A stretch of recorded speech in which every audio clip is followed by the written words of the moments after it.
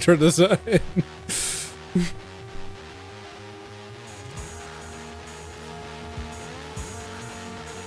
We're live. Kicking over to live for everybody in Discord. Here we go. Boop. Ladies and gentlemen, it is Saturday night, so it is time to get Linuxing, everyone. Pedro, we're going to install 7 Linux tonight. Only 7? Man, we're faltering. Are we getting old? It's going to be great. It's going to be awesome. We're going to give everybody hugs for installing Ubuntu and WSL. I'm taking a NeoFetch screenshot. We're going to be cool. Also, Dead Badgers on table 12 down that way, please. Thank you. Yeah. But we are. Hey, man, Artifact is back in the news, and we got some thoughts on that at Team Fortress 2 comic. How about this? Battle Royale multiplayer might sound a little boring, right? At a Renaissance festival.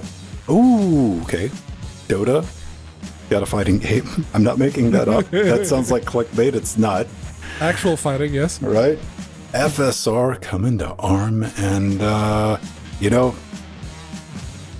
we oversold it last week. We jumped the gun like we sometimes do, Pedro. We, last week, Ill reported, "Hi, how's it going, everybody? We're just finishing the pre-super shows." And go back and listen to that hot mess. You're a patron. The industry could not figure out how to solve stagnation in gaming subscription services. Couldn't do it. Microsoft's cracked that nut, though. Yes, increase. We're gonna be back. The price. Telling you about it. But Pedro just spoiled it, so don't worry about it. You can go ahead and close the stream now. I mean, who didn't see that coming? It's like, well, they don't really care if the service is popular. They care if they're making more money out of it by the end of the month so that the investors continue to be happy.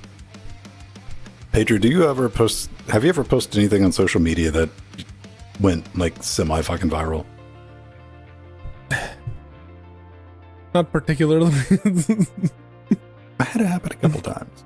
You know, things like when the retweets or retweets or whatever Facebook equivalent is, or your social media of choice. You're like, oh, I've got these notifications off. I've got the notifications off on a number of things, but that's because just that noise annoys me after a while. So it's nothing even terribly popular. I just go, nope. The only thing Thank you. I will remind me to get back into that. So when may I ask Jordan, you posted things on a social media before, right? I have. I've been known to. Have you ever just had something in all this time, like just kind of pop off, go a little bit viral, and you're like, "Wow, all right, I think a lot of people shared that." No, I'm not that clever or worth paying attention to. So, I've had it happen on Twitter a couple times. I've blown up on Twitter a couple times, and it was always for like, really, that one, that, all right. I have no idea what people are interested in. You know, I just post stuff that I find interesting. the other thing too is like. The Twitter algorithm or whatever is determined to bury my shit because I post things maybe once or twice a week, and it's like, if you are not actively posting shit every day and interacting, yeah, fuck you. You don't get anything until you start. Minimum 100 tweets a day or whatever. So, difficulty multiplayer, Mastodon. A bit of news. I saw an image yesterday, and I'm like, oh, that went down, huh? So I posted a little comic with it. Asyn's classified military, because yesterday, you'll never guess what happened in War Thunder. Shock. Gaijin games are the sole purveyors of military intelligence. Yeah. So,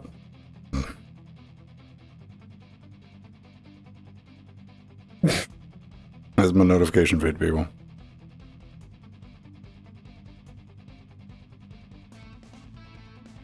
Finally. Just kidding.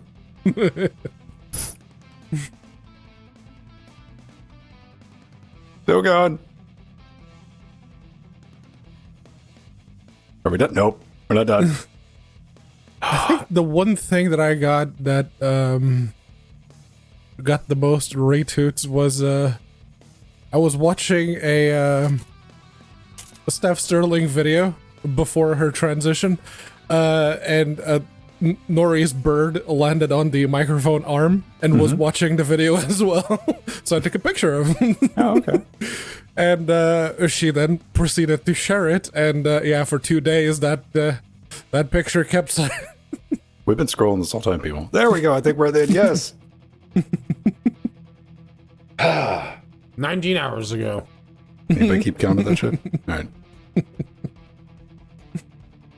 I thought that was kind of wild. So what do you have notifications enabled for? Pedro, that was an interesting thing you brought up.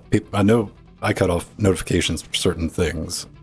What applications do you say, hey, send me a push notification? Usually by default, I go out of my way to disable them, unless it's something I want them on, and then I just leave them at the default. Calendar, that's the big one. My stupid 8080 brain needs something to pop up and be like, hey, asshole. I just leave that on the defaults, whatever the defaults are. Yeah, I think the only things that I keep enabled are Twitch live notifications and a couple of YouTube things. And YouTube comments. And a bot that pipes the YouTube comments into text-to-speech. Well, it's awesome on Interface Analytics because everything's just like chill-ass fucking normal people. Reddit hasn't discovered it.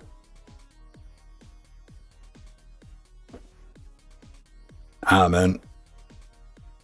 It's always interesting. Like, I don't think I've ever had to I've intentionally disabled note. Now, if we want to flip that, though,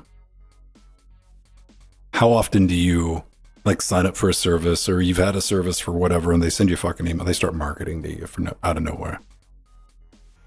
You get those emails like, hey, come try this thing or do this thing. Do you open that up and scroll down to the bottom and find the unsubscribe in white text on the white background? I do. There's also and then Google also tries to do that for you. If you like unsubscribe or mark as spam, it will attempt to locate the link.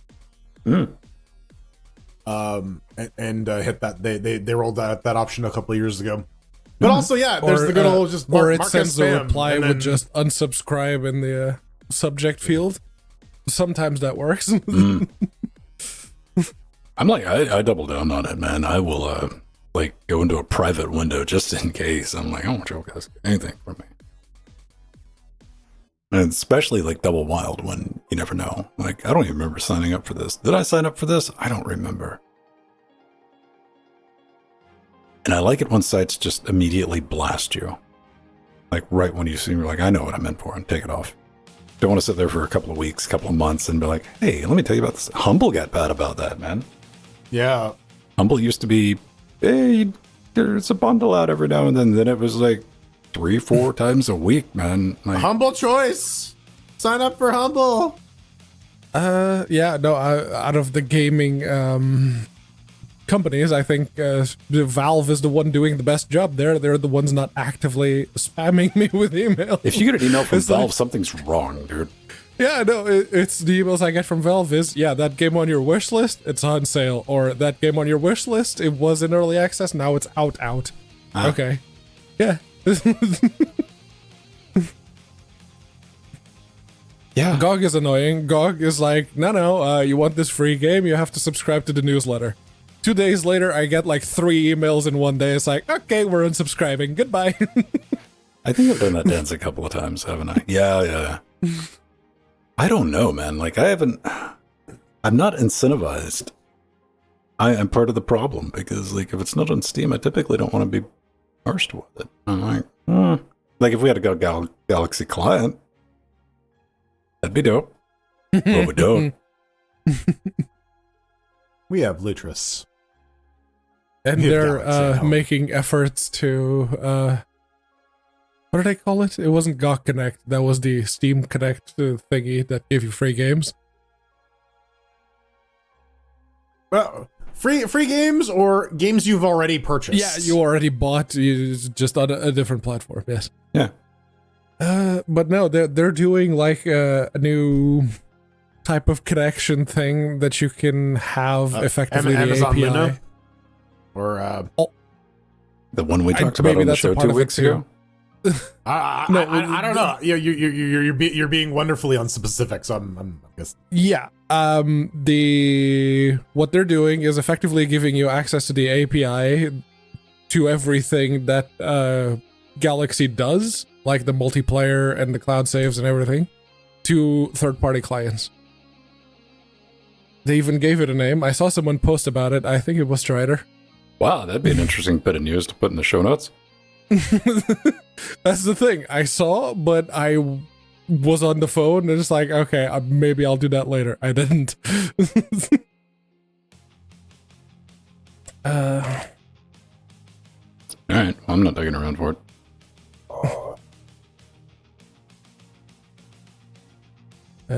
Third-party clients, maybe? Let's see if this works.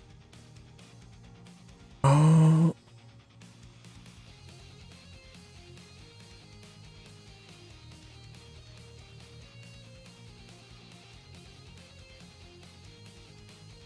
Something recent, though. Not that's old.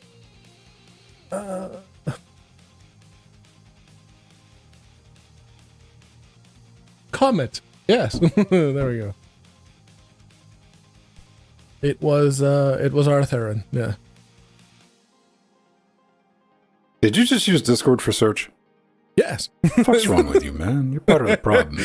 I just typed in GOG. Well, I'm more impressed that he was able to successfully extract something out of Discord search. Fair. Search is okay. It's literally everything else that's bad. Well, again, it's like, do I remember the exact phrasing and who did it and around when they said it? Yeah, right. You're like, oh yeah, somebody said this 9 years ago. You're like, oh. You just join our Discord channel. It's all in there. Yeah. You know, Check the pinned post. All 7,000 of them. we have pin post? I believe we don't have any pin posts in general. That was in Eggy's Discord server. It's like, yeah, no, if you want to report a bug, just read the pin post. And I go, yeah, I read the pin post. I gave you all the information that the goddamn pin post is asking about, and I still have a problem. So we have one pin post in general disarray. I created it, and it was the Lethal Company mod code that had all the mods that you needed to install to play the multi. So I could be like, check the pin post, just punch that in the R2 mod man, and you'll be good. Yeah, the only thing I got pinned, I got post pinned on Trackmanias and just like how to get into the server. Right, and that's ultimately what they're for. The problem is when you have more than, say, 5 pin posts, then it becomes a bit of a problem to locate But shit. when you're trying to use a chat application as a forum, yeah. This is what happens. No, and now Discord has added forum capabilities, forum-like capabilities into Discord, so we can sort of kind of have them. Not really, but... No. It is such a hassle keeping a forum. Dude, I won a small battle. I found the fucking ASN that was doing the majority of the fucking attempts at spamming the Interfacing Linux forum. I put everything on fucking managed challenge for that whole block. I'm like, fuck you. It just went away. It's like, yeah. And I know it's all automated, but goddamn, I want to imagine that there's somebody on the other end of that going, curse you.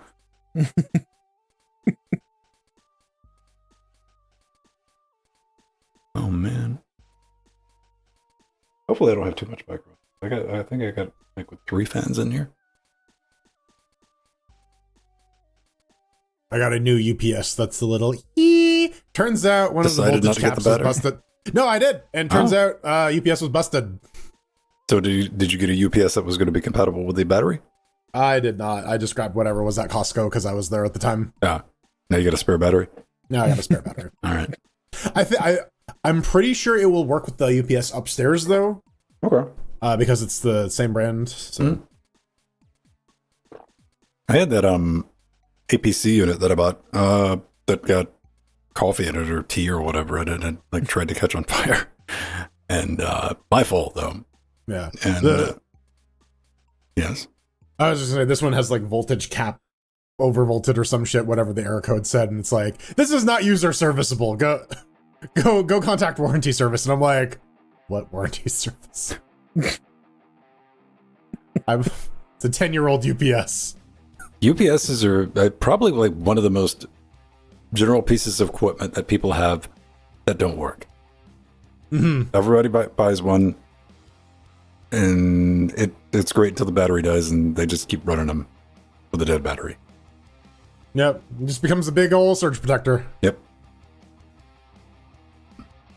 That and like inkjet printers spends most of their time not working. Well, I think HP got the note, man. They canceled all of their predatory ink subscription things this week. Okay. Like, small victories. They're like, well, you got to draw the dumb line. You know, I bring that up. And I'm like, are they that? Well, okay, fine. I'm sorry, you won't print because we can't print your document because your credit card expired. Yeah. But I still have ink in the machine. Doesn't matter. It's like or that bit where like it is so difficult to cancel Adobe Creative Suite license that people will just cancel their credit cards. Oh, dude. Yeah. Just be like, well, so much for that one. Dude. Like, if you got to make that, I would never want to make that deal, like any type of deal with Adobe on a personal, like. Right. If it's the company, fine, let them deal with it. But yeah, dude, no.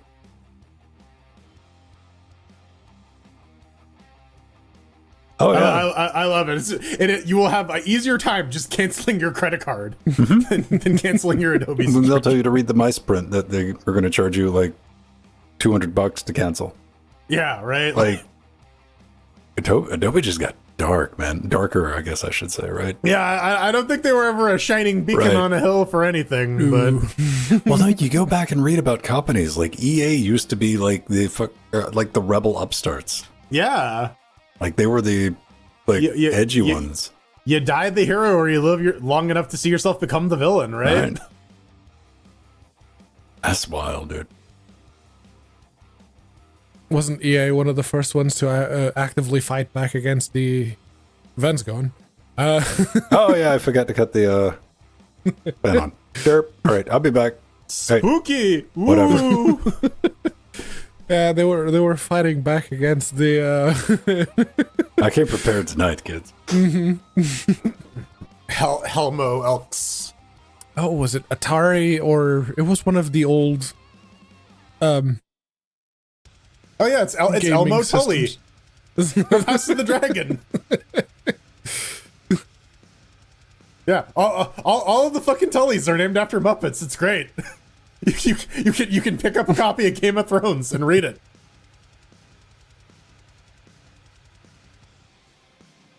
Again, I just wanted to see the fucking Daemon roll up to that table. It's just a fucking Muppet. just because he fucking drank the shit, right? He's just like, I wish fantasy nerds would take themselves less seriously sometimes, so we could just get random Muppet cameos in Game of Thrones.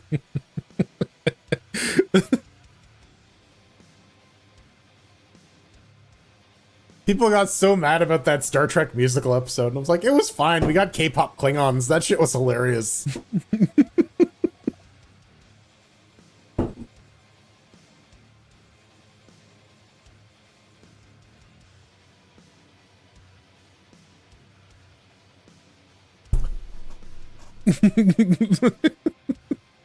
Helma no light.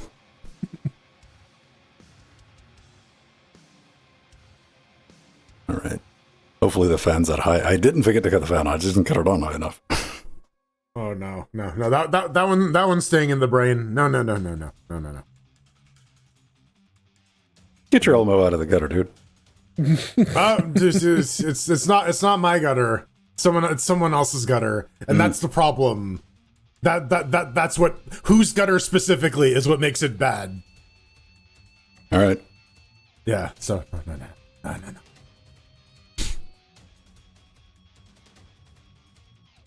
It's some Muppets. Yeah. Muppets used to be edgy. Jordan. Yeah, and then Disney bought them. Marvel used to be edgy, and then Disney bought them. Marvel. What was it? Edgy for a bunch of comic book nerds? Yeah, man. Venom, The Punisher. It was the edgy, realistic comic books, not like DC where they had spandex men. This is DC's problem with everything, man. Everybody's got on a fucking cape. Not everyone, just like 4 guys. Actually, that's not true. There's like a billion fucking DC guys. And there are certainly Super more Cape than 4 Man, of them. Wonder Cape Woman, Aqua Cape Man. Cape Man. There was that Joe Hill character, the Cape. They're probably prototyping an aerodynamic cape for the Flash. No, it's a poncho. Like an anorak. The speed anorak. Did I tell you guys about the Hobbit run? Was that last week? No, maybe? Okay, apparently there's a Lord of the Rings MMO, right? It's an old one, and it's still up and running. Yeah, Che plays it, right? Lord of the Rings Online? Yep. And what a guy does every year is he gets hundreds of people together, and they all log in with their like level 0 Hobbit characters and go from Bilbo's house to Mordor. That sounds dope as hell. This map is, it takes hours, and like they don't ask for any help or any, and they just get slaughtered. Yeah, I love me a good DCC funnel, man. That's the way to do it. It's just like, yeah, who would win, the armies of Mordor or 1 billion Bilbos? Dude. And it was fun watching that. It was fun watching the server trying to deal with a couple hundred fucking hobbits going to between zones. They're taking the hobbits to Isengard. Loading. They were like freezing in the air and shit. I mean, it was hilarious. They didn't make it. That's like those EVE Online battles where they just like took all the small ships and they just overloaded people's clients. That's how they won. Man, games like EVE Online and stuff. I was like, I wish I could find a game to get into that, like where it is that massive and that organized. And be like, oh shit, we're gonna do some stuff Thursday 9. You gotta be, like WoW raids used to be back in the day, right? Mm-hmm. Never really had a game like that where like a bunch of people would organize to get together. And I got into the raids in the first Guild Wars. I got into the raids in New World. Did you get into the raids Shadow Legends? The sponsor of this video here? No, we're not. Also, hashtag not sponsored. We're just going to do the opposite. We're just going to claim we're sponsored by Raid Shadow Legends and make a bunch of spurious claims about it. And then by the end of the stream, we may have a sponsorship or we'll have a cease and desist. Either way, it should be resurrected my kitten.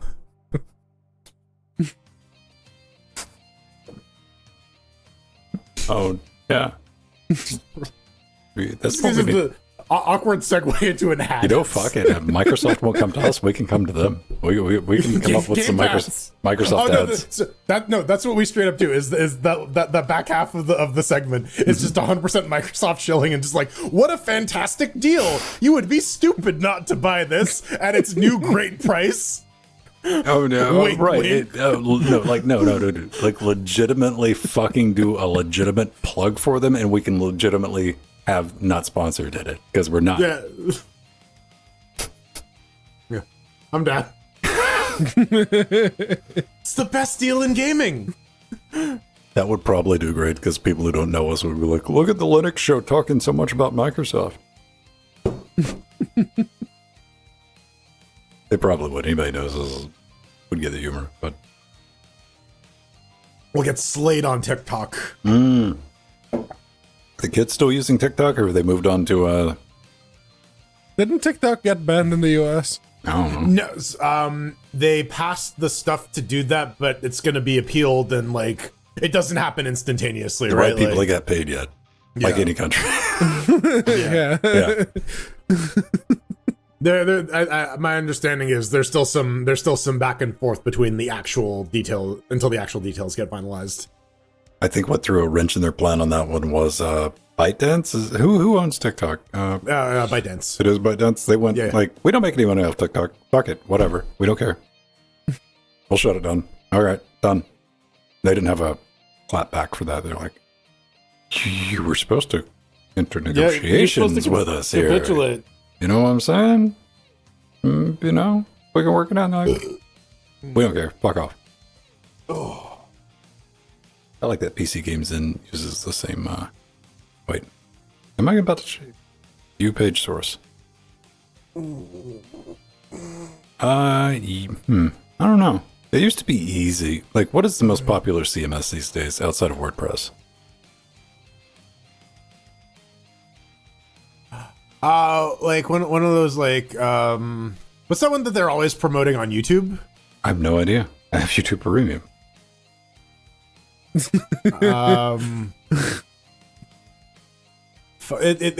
that one. Hashtag it's not that sponsored. One, yeah, it's like a WYSIWYG like website creator. Are you talking about like fuck? What is that one? Squarespace. Yeah, that one. All right. Squarespace. Yes. There we go. I had to like in my brain find a YouTube video that I watched recently that someone written some advertising copy. I was going through the like built-in advertisers into the video proper, like the sponsor spots. That's like that's all PCB way and No, if you don't know HelloFresh. about it, everybody, Sponsor Block. It's a plugin you can download. I use FreeTube, so it isn't. Yeah, no. Sponsor Block it's crowdsourced, it's funded, and if the video is popular enough, it's just built in. You can watch it if you want, but it highlights it on the timeline, and they're color coded with like what it is. It's great. Don't you want to be called the Scottish Lord and have your money stolen by our scam? Dude, I mean, the thing is one thing I definitely try not to do when I make a video is like, it's how safe a bet is it to just go ahead and when a video starts, just go to the 2-minute mark. Yeah, right. You're gonna miss the little intro blurb, but like, yeah, they're gonna repeat it anyways. And like, even GN, man, like 2-minute mark. Just hit it. Is that our, do we need the CMS button? words. it was up top. I can't tell. It's a YouTube video. People, I'm like, it's not Drupal. Drupal's the only other one I can think of. God damn. I know the logo. Joomla. Joomla. What the fuck's S? The green S bag.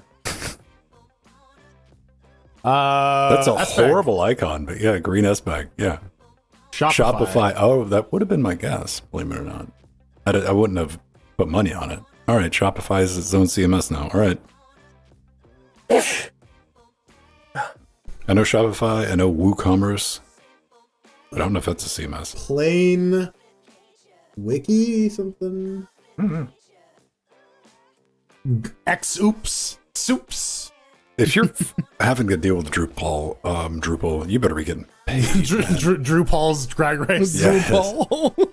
CSS. Oh man! Oh, see that's what we need. Drupal's drag race, where it's a bunch of drag queens and they try to write like Drupal extensions fast as they can. No, they just try to patch security, fucking gaping, Right, yeah, seizing holes. Yeah, we just give them a bunch of PHP code and just like, all right, drag queens, fix it. They're like, Hey, fuck. something's wrong with my site. Oh, your headless install from what? When's the last time? 6 years ago? Like, just burn it.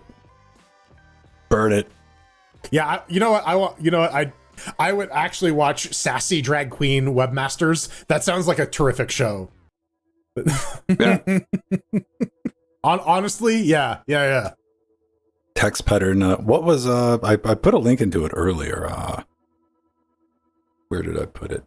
Have you, all right, ladies and gentlemen, I want you to prepare yourself because I want everybody to go visit. This is a motherfucking website. Because he ain't wrong. Yeah. Because it is fucking perfect. I am team this, honestly. Yeah, like Yeah, it works. It's responsive. It's lightweight. Look at it. You've never seen one before. It takes a femtosecond to load. Yes, this is satire. You fuck. Yeah, not wrong. Again, you know, you can play through like all of Half-Life 2 on an ARM CPU. You can't really render web pages. effectively on an ARM CPU. What does this say about the state of web front ends? Hip Daddy-O, have we ever played Generation Zero? No. As we all Google, like, Generation Zero. you know what? I do. I have played Generation Zero. I bought that. I played it for like 30 minutes. Oh, So, yes. Okay. I know that- 2019. Yeah, it's still getting updates. They're still pushing updates out for it. Runs under Proton. It was like Proton 7 probably last time I played with it. Okay. Neat. Oh, I remember that screenshot. Yeah. The one with the walls. I was like, I needed something to like get into for a little bit, and I was like, nah. It was alright. I got murked by some robots. I'm like, nah, I ain't got time for this. That's just my day to day, right? I walk outside and I get killed by a robot. Day in the life of Canadian kids. Yeah. All right. Here we go. Let me get that. In Wix. Toronto, you get crushed by the Mega Ford. Mega How is Ford. Wix still that popular? They used to be like the Flash CMS that I hated whenever someone made a website in fucking Wix. See, the only Wix I know is the thing for making Windows MSIs. The Windows installer or something or other. Mm-hmm.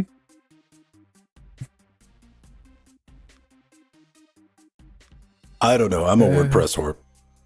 Like that's where I planted my flag all those years ago, and I'm like, I'm gonna use it. I mean, honestly, it's kind of it's still around, right? Like It gets people the still job use done. it. Like, Yeah. I don't champion it by any stretch of the imagination, but the It's only like, thing your glowing review is it's okay. it fucking works, man. And I don't know how much of it just fucking works versus how just I've been using it for like 13 years.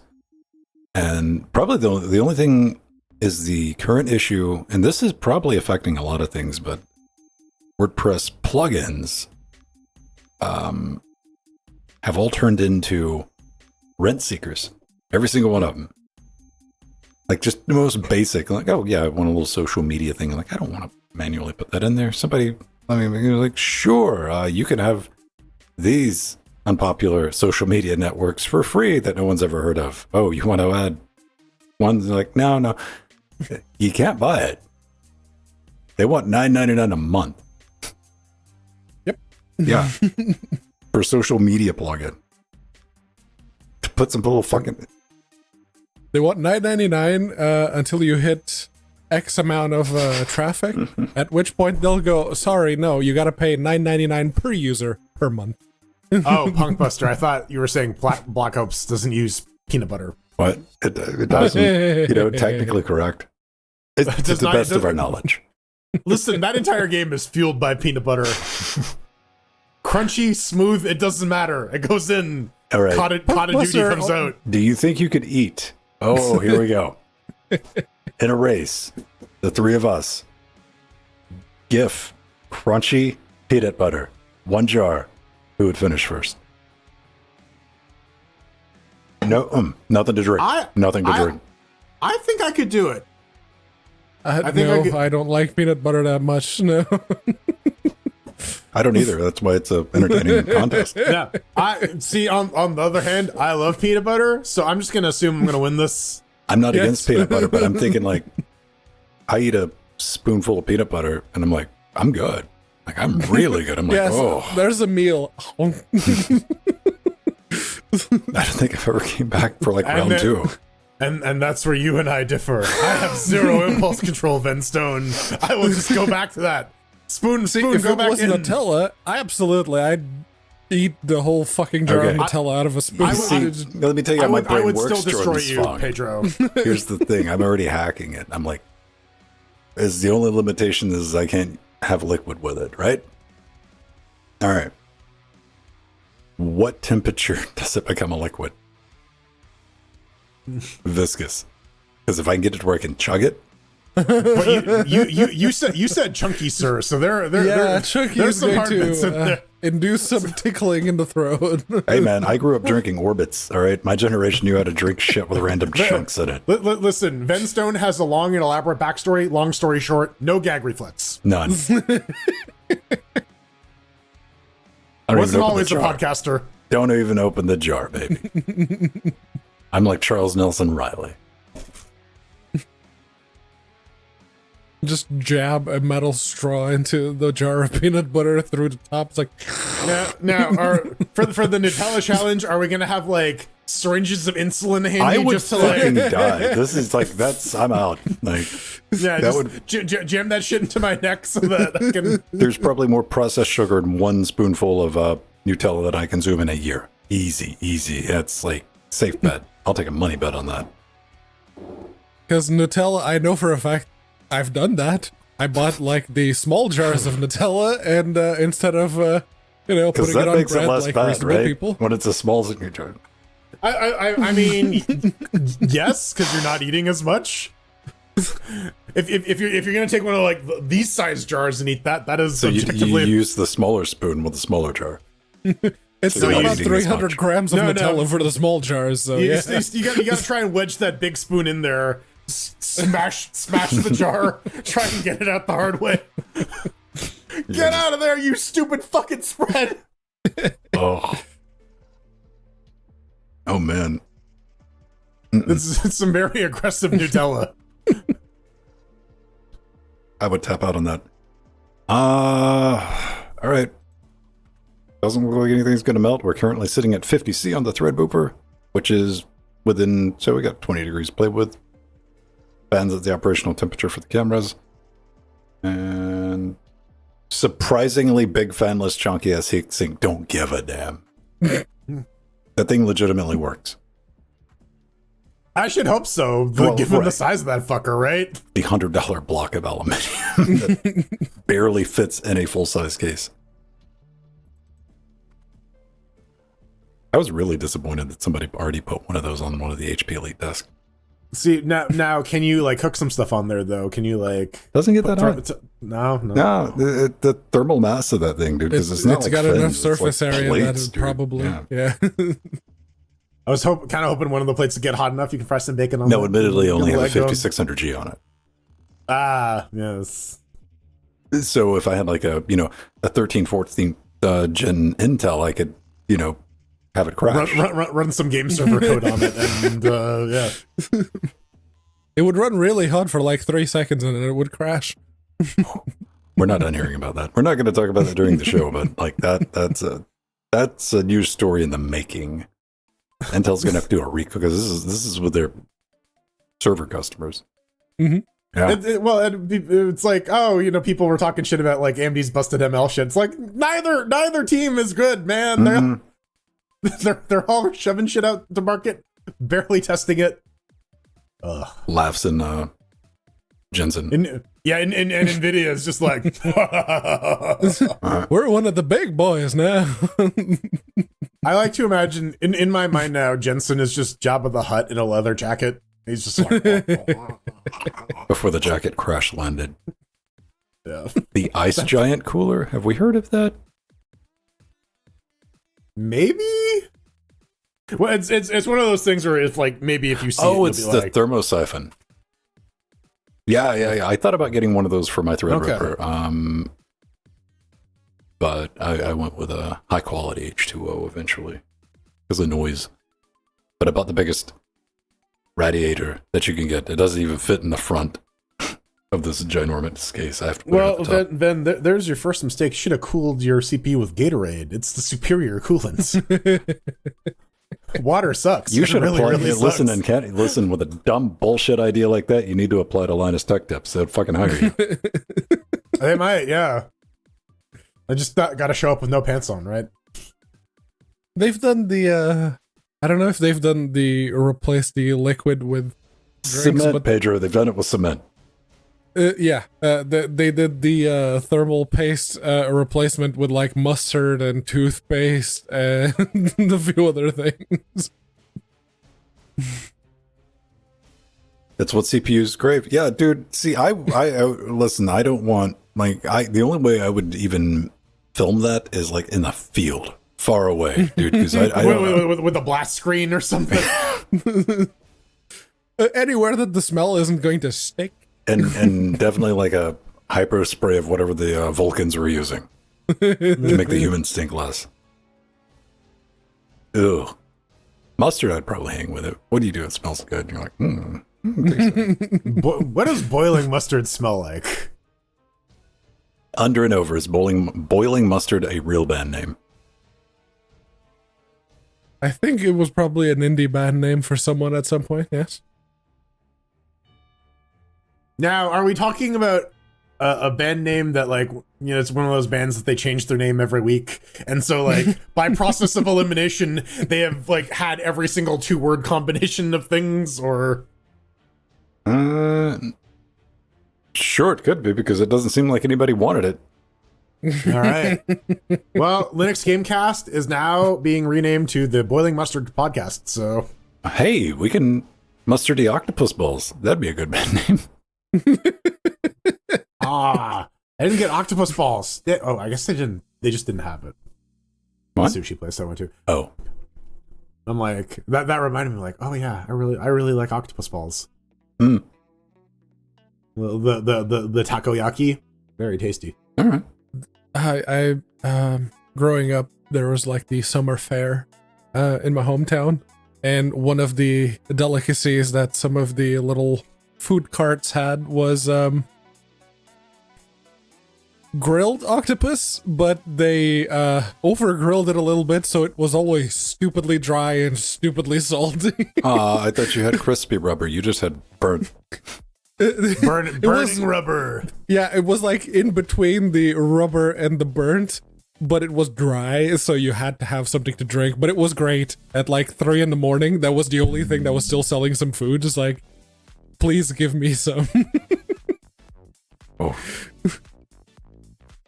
All right, everybody. Who needs to take wheeze and drinks? I guess I will go wee. All right, you go wee. I'll have to do both. I've Go normalized play to the Bayonetta temperature. on my Wii. As long as the fiber switch doesn't implode, we'll be doing good. We're sitting pretty. Like, that's good. Yeah, man. I don't know. Like, I don't do street vendor food. I like that there's a food truck. I don't know how they're allowed to be that close to a school. But Portugal? it smells.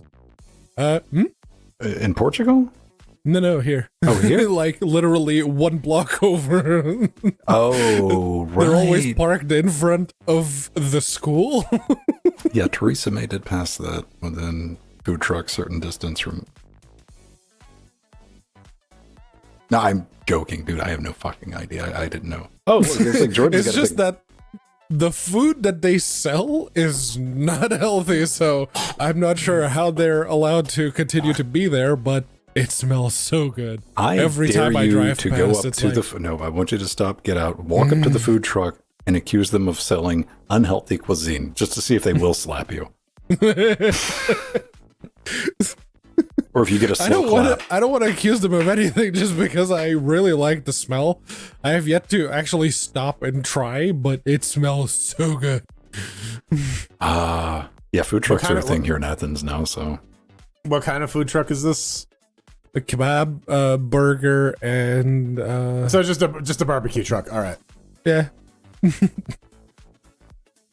It smells so good. Oh, they make shawarmas too. I've seen the shawarma All right. on the little marquee they have. You gotta put a ring on it at some point, man, if you already know what to I get know. Every time we drive past, it's like, on. Roll down the window. I wanna. You just gotta unbuckle your seatbelt and tuck and roll, and then you can go get some shawarma. Nori can drive, right? She'll just take over. Yes. Pretty sure she wouldn't like it. Yes. Well, then you can give her some donair to cheer her up, right?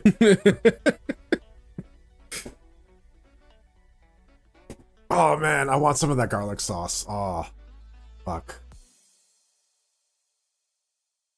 Garlic miss sauce that. in general, it tends to be very good. I miss Lafa's not being able to eat bread with wheat in it means that I can't eat a lot of my favorite breads. And nice big soft flatbread. That's my shit. I like sourdough. Like wheat, rye, whatever. Just make it sourdough. Don't make it sweet. Don't make it soft. Then don't make it really spongy. You're gonna go to San Fran and eat all the sourdough restaurants, because like that's the, I don't know if that's the case anymore, but that was like a big thing when I went there. I don't know. Growing up in Portugal, most of it was either like soups. It was either bread rolls or sourdough. That was it. That was the bulk of the bread that people ate in Portugal. Doesn't sound like Dempster's to me. No. Wonder bread. Wunderbar.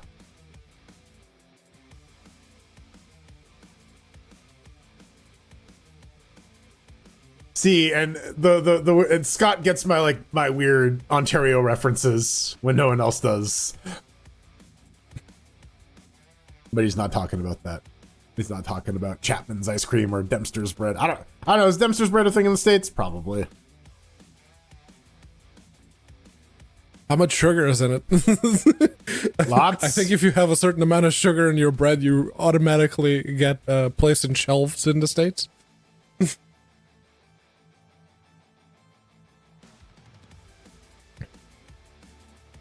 I don't know, Scott. What's a very what's a very Ontario bread?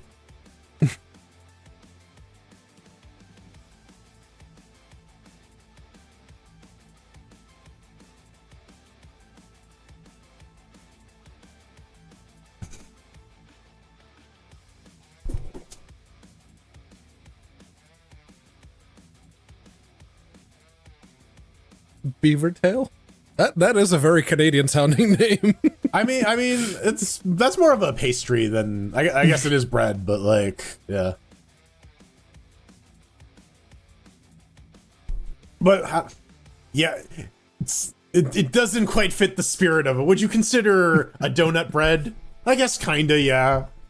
It depends on how much glazing it is, but then again, it's just a crumpet. The crumpet. What's the difference between a crumpet and a donut? Is it just the hole? You can have crumpets with holes. I think it's the glazing and the amount of sugar around it. I thought crumpets are like a little more like firm and crumbly because they're crumb pits. I don't know. That could be.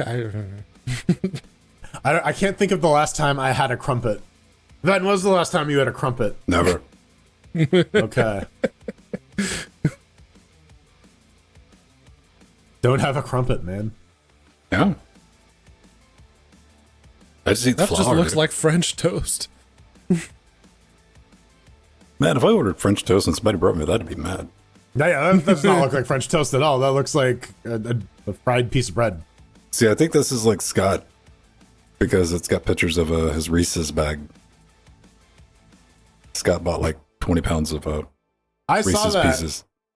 Listen, I too have gone to the bulk barn and I'm like, I want 2 pounds of peppermint patties, some gummy worms, and I'm an adult, so I can just bring up a 2-pound thing of gummy worms to the cashier and give them my credit card, and they You wouldn't be the first and you won't be the last. Yeah, no. It's right next to the weed store too, so like, won't even bat an eye. Who moved in first? It was there before the bulk barn was there before the weed store. The good on the weeds, yeah, the weed store, yeah. Good move.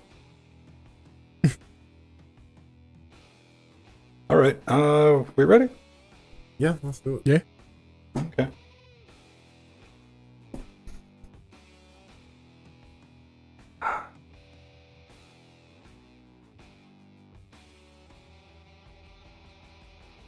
That's true. They do have the a shovel that you can just like get Kraft Dinner cheese in a bag.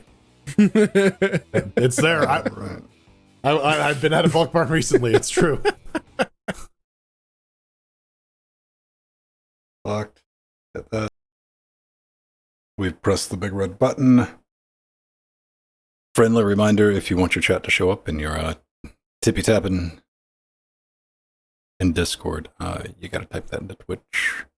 Or we can still see it though. We still respond. People in Twitch will be. I don't know. I typed in Twitch. I had a minute and I popped in your live stream and I was like, "Hey man, what's going on?" Jordan's like, Jordan probably doesn't know I typed anything in his stream. I did see it. You asked about a hurricane and like, but I saw that about 5 minutes after you sent it. All right. Here we go. What song was that? I don't know. Here we go. One more time. Everybody's feet. Hey everyone, welcome back to Linux Gamecast Weekly, the show that covers the latest Linux gaming news, reviews, how-tos, and most importantly, whatever the hell else we come up with. I'm Vin. That's Pedro. Damn it. Hello. There's always that 50-50 gamble with the camera, isn't there? Yeah. And that is Jordan Svang, and together with you, Shadow Realm Dynamic, helping us form Cocaine Voltron, because he is here to save the day. What's up? What's new? We got a chonky show. Had to turn it into a chonky show because Steam did a couple of things. We're even going to be talking about comic books tonight because Nerds, yeah, they'll do it.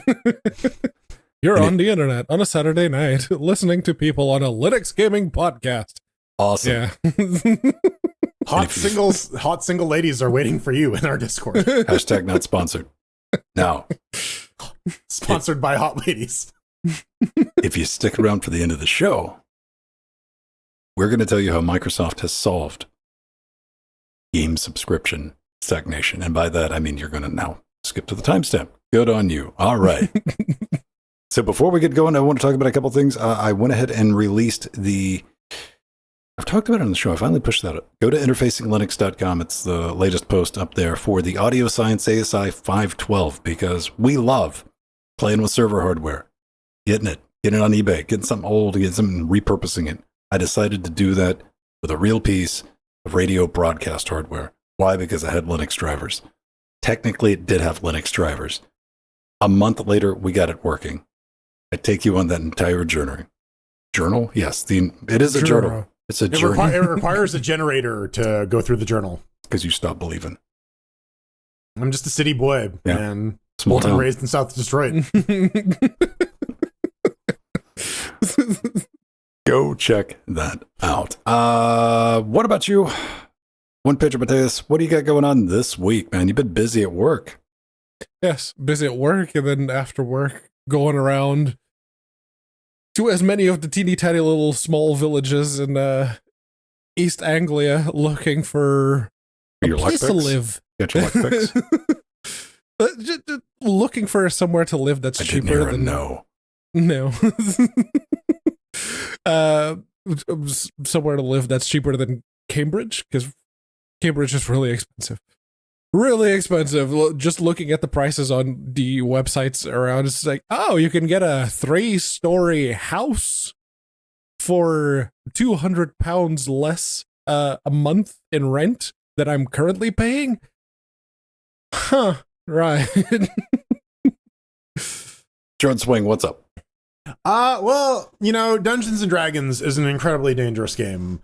It's full of hazards and traps. I fell victim to one. You see, I was walking into my office this morning, and I felt a horrible pain on my foot, only to find. I thought to myself, we got all this back. Then you were like, I better take my shoe off. No, I don't wear my shoes indoors. I live in Canada, the civilized part of the world. But yeah, maybe I should start wearing shoes indoors because I step inside my office and there is shooting pain on my foot. And I thought maybe I stepped on something and I shattered it and some plastic shard went into my foot. Nay, this fucker rolled a critical hit on my foot. There's a nice little triangular prism right here. That's fun. So, moral of the story, kids: D&D is dangerous. How did that D4s make very good caltrops, yes. Dude, how does that end up on your floor? I don't know. I think I've been moving stuff around and maybe I knocked something. I was using my dice earlier and there's a bunch of it on my desk and I thought they were pretty like on the inside of the desk away from the edge. That one was not. Have you upset anyone in the house lately? I mean, when do I not piss people? I'm just saying, man. Somebody that could have been a strategic. Like, it's very possible. It's probably Luna. She did it. I did like the picture you took where the die was about the same color as the floor, so it's probably been there a while. The desk, but yeah, or the desk. same thing. It's actually a different color, but the point is that shit hurts. Ow.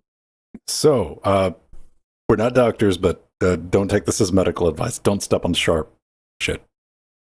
Turns out, yeah. LGC cares. There we go. Now, if the horse had stepped Go get on your it, tetanus shot. The horse was wearing horseshoes. I got my tetanus shot a couple years ago when I cut myself on a broken piece of glass. The horse certainly hasn't. The horse is just tetanus, just like the steam. It's time to duel, then. it is. Rejoice, all of you, for it is returned. Valve's Abandoned Baby, a game that was met with the fuck's this? A resounding meh. You know, we're talking about Artifact, and this comes from PC Games In. We'll put a link That's to everything in the show AIR. notes. Look at that. Holy You're like, oh yeah. You're like, oh. Valve paid a lot of money for that. How dare you? This was kind of weird, man. So there's been a jump in playership in Artifact. It was down to basically higher than I was expecting, around like 59 average players. Doing pretty good. I'm like, all right. Something happened on Tuesday, because it went from that to about 2.5 thousand. And I was like, man, all right, maybe it's a blip. No one knows. So I headed over here. Gentlemen, it is stuck. Here we are on the 14th, and we're still averaging 2.5 thousand average players. And this is just such a straight line of sus, isn't it? You're like, well, that number's too even every single day. Oh, how relevant. We have a bot in chat. Aw, cheap viewers. Yes. I want expensive viewers, though. Come on, viewers, you guys are gonna take that? You're just gonna take that as just calling you cheap. Listen, y'all are a bunch of classy viewers. We would make you breakfast. What do you think it is? I mean, it's obviously probably bots. You got some theories on it. Yeah, the article very much says is probably a bot wave, and the timing with Valve actively banning a shit ton of people from TF2. We talked about that last week, because they were botting, and all of a sudden, there's a big surge of bots on Artifact. Seems like a too coincidental of a couple of things. It's a bold move, because, you know, people ostensibly cared about TF2. No one gives a shit about Artifact. So I don't think there's going to be a Save Artifact campaign in the next couple of years. Yeah, my fun theory was, like, I get nicotine fits for Magic the Gathering, so maybe some people have the Artifact bug, but that's straight ass line. That's some bot shit. That's not natural. You definitely got to think of it. It's fallen just a bit, because I was like, wait a minute. What was like the initial push on this? Like when it was new and you just download it and you played it. Like I even downloaded it and I'm like, well, I don't care. This was like, we were talking about this in the pre Super Show. Like what was the Hearthstone, right? Yeah. Mm-hmm. Peak card game. And they released it at the right time too. Like that was like the time to strike. This thing, 60,000 6 years ago. And when it first launched, immediately fell off the cliff down to 300. Which it held up till, well, never mind, dial that back. Yeah, that truncated y-axis kind of distorts the numbers a little bit, doesn't it? Does, like 200, by 2020, less than a year after release, it's like down to 210, and it doesn't get better. Oh, this is weird. If anybody knows, if you're in the business and you're like, hey, yeah, I turned my bot farm over to mine for this, like, call us up. Let us know. But we won't tell anybody. All the cards are free though, so I don't know. They made that all available. Yeah, but and this is for Classic, which is where all the cards are free. So, but maybe this is all to like create account history and like blah blah blah. This is like the bot priming shit where they're like, hey, we're gonna register for a bunch of accounts. We're gonna sit in games for a bit, make them vaguely resemble some real accounts. Oh, I just thought it was interesting. Then again. We could all be wrong. Maybe it is a streamer that's like, this is great, and like that person has like 2,000 people watching, and they decided to come up with like a tournament for $10,000 or something. Like, you got to get whatever by the end of the week. I'll give you a free sub to my OnlyFans. That would be one way to drive making engagement. that's highly unlikely face, which I realize. No, that's one way to drive engagement, yes, but I like card games. I do. I genuinely do. I played a lot of Hearthstone. I played a lot of Magic the Gathering. And I had very much expected that I would love Artifact when they were talking about it. It's like, the Magic the Gathering person, we brought him in, and it's around the Dota stuff, but the Dota stuff is just the flavor. So it's going to be a card game by the established name in card games. So I played it, and you have to play, because, 3 lanes in Dota, so you have to play 3 games at once, and it broke me. It genuinely broke me. I guess this goes to show you that, like, Mark Rosewater is just a better game designer than Richard Garfield. Send your hate mail to those are names. Be angry at that. I dare you. Yeah, right. Comic books. Let's talk about sequential art. It's the thing that people need to look at to use their imaginations and fill in the gaps so that you can watch cartoons in your brain. But there was one for Team Fortress 2 that came out. There were 6 episodes that came out a couple of years ago, and they had a bit of a narrative, and I guess they were the story of TF2, or a story of Team Fortress 2. The last comic ends in the line, "We are Team Fortress, and we are going to beat you up." So, a title drop? Giggity? I don't know. So... This all comes because people really like the comics. There are some fan people or fans who are working on continuing the comics, but then Eric Wolpaw and others basically said, "Hey, we are working on a 7th issue of the comic. We have a script. We have some art that backs up the drawings of the script, and now the TF2 webcomic has a thing that says Part 7 coming soon." I went back and I tried to read through the TF2 comic, because I don't think I ever read through it originally. The writing is very, very 2000s era webcomic, but the art is pretty well done. They got a good artist on staff to do it. But I guess for those of you who are dying for more TF2 lore, it's coming. Number 7 is supposedly coming out, and you have the screenshot of Eric Wolpaw going, "It's not a hoax," his word, which, it's Valve. Well, I say that, but we're going to be talking about a certain fighting game in a moment, so, bear that in mind. Well, that it doesn't mean much, but it would be nice, and it doesn't... Hey, it's not number 3, so they're probably going to release it, right? It's number 7.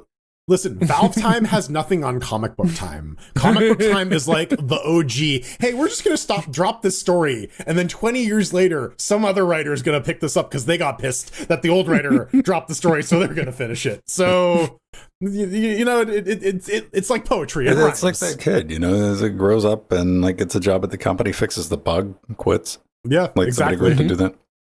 What do you guys think? Do you think there was any? I want to believe there was some type of correlation between this and getting the bots fixed so it didn't have such a stink on it.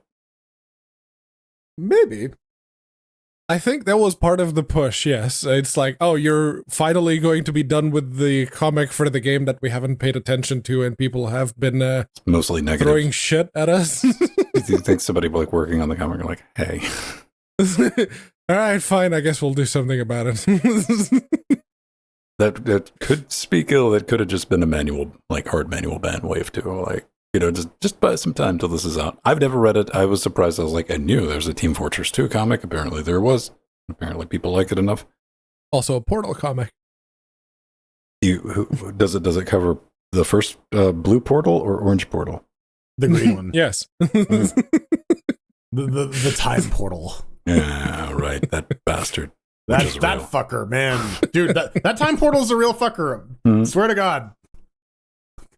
Some people, according to the internet, if you're in with it and you're a little underground, you don't mind buying hardware that's, not like hyper popular or anything, you might have picked up a Steam Deck. It's hyper popular is still not as popular as the other game consoles. You get another right person, little back alley deal, you know. It's no MSI Claw, right? Yeah, you got to go to AliExpress and like order this, you know. Or the Legion Go, or well, the ROG Ally is actually popular because the cheaper version is cheap enough that you can buy it easily in Australia. Which that ROG Ally keeps showing back up on that auction site. No one wants that. No one wants it. No one wants it. Like everybody thinks like everybody's over it. Like Valve had a good idea. Like they got the software right. Mm-hmm. Listen, they spent years working on it, and they had a couple fuck-ups up until that point. They had the Steam controller, they had Steam machines, they've been working on Proton for a while. Like, the Steam Deck didn't materialize out of nowhere. And these guys, shut up. We can make one in 6 months and ship it. Sure thing is, with some shitty-ass software that barely works. I can't hear you. I'm too busy leaking company records. I agree, yeah.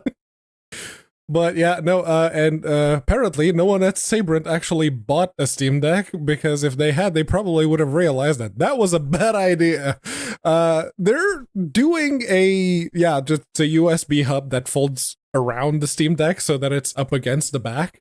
Problem: the Type-C port on the Steam Deck is in line with the vent. How's the intake vent. Listen, that's nah, dude. There are reasons. I can get a cross-drilled thumb drive and have plenty of airflow. You gotta get like the vulcanized rubber flash drives that just seal onto the vent. Pedro, I can I can plug this in, and then I can plug an extension into that, then plug my thumb drive into that extension.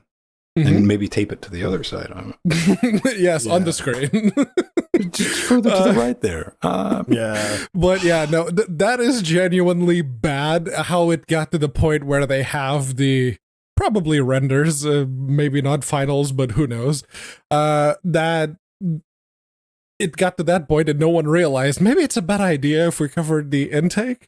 It would have been a lot better if instead of being horizontal, it was vertical, so that you could have, you know, the plug in the drives horizontally so that they wouldn't cover the vent. Or you do like a Z-shaped thing where it just kind of clips broader on the back and moves the port over. If you're gonna do this, you definitely want to pair it with one of those like ventilated Steam Deck backplates. This is like, I don't understand why you. This is something to knock off and get broken inside of your USB connector. Because the way it just clips over the top, like that's all that's going to happen with this. I don't know how Sabrent got to this point, because Sabrent makes some decent stuff, man. Like it works. Yeah. That is like, did seriously no one buy a Steam Deck at Sabrent and they just made it off of the schematics? Because Valve made the schematics available. Now, admittedly, so Sabrent is one of those companies that will just make shit to make shit too. they got to fill out their product catalog. Right. They're not as bad as like StarTech, like, but StarTech, Ugreen. Listen, I will give StarTech credit, because if you need an adapter, they fucking make it. Oh yeah, no, and they will make you pay through your teeth for it too. Yes, because we're the only ones stupid enough to make this fucking thing. When you're fucking laying in bed at 3 o'clock and you're like, I wonder if somebody made an adapter to that, and they're like, we got you, fam. Here, go, $60, $60, little man. 200 sometimes, depending on how obscure you want. Dude, that is kind of wild. Go watch the video version. Check out the link for this thing, because it is as clear as you would think. First, you're just hanging something off the back. It's got a USB-C port, 2 Type A's.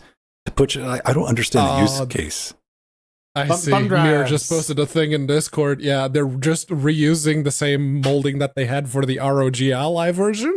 And just painted black for the Steam Deck.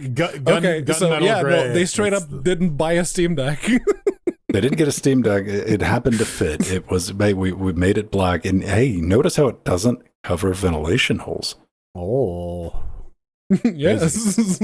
On the the ROG Ally, it's slightly off to the side. Right. And like, what, I guess if you expend the internal SSD and the SD card, you need to throw some thumb drives on the back for more storage. Because you need to play all your games on Steam Deck. Nothing's going to get wedged under there and just snap all apart, dude. Yeah, no, won't happen. What if you get what if you get your Steam Deck in a case? Womp womp. Yeah, no, you can't fit the Steam Deck in a case with that plugged in. Good job. Not Listen, the official case anyway. Maybe a third-party one. With some scissors, anything is possible, right? Oh, God. Snip, snip. I kind of want to do that just to make the internet mad.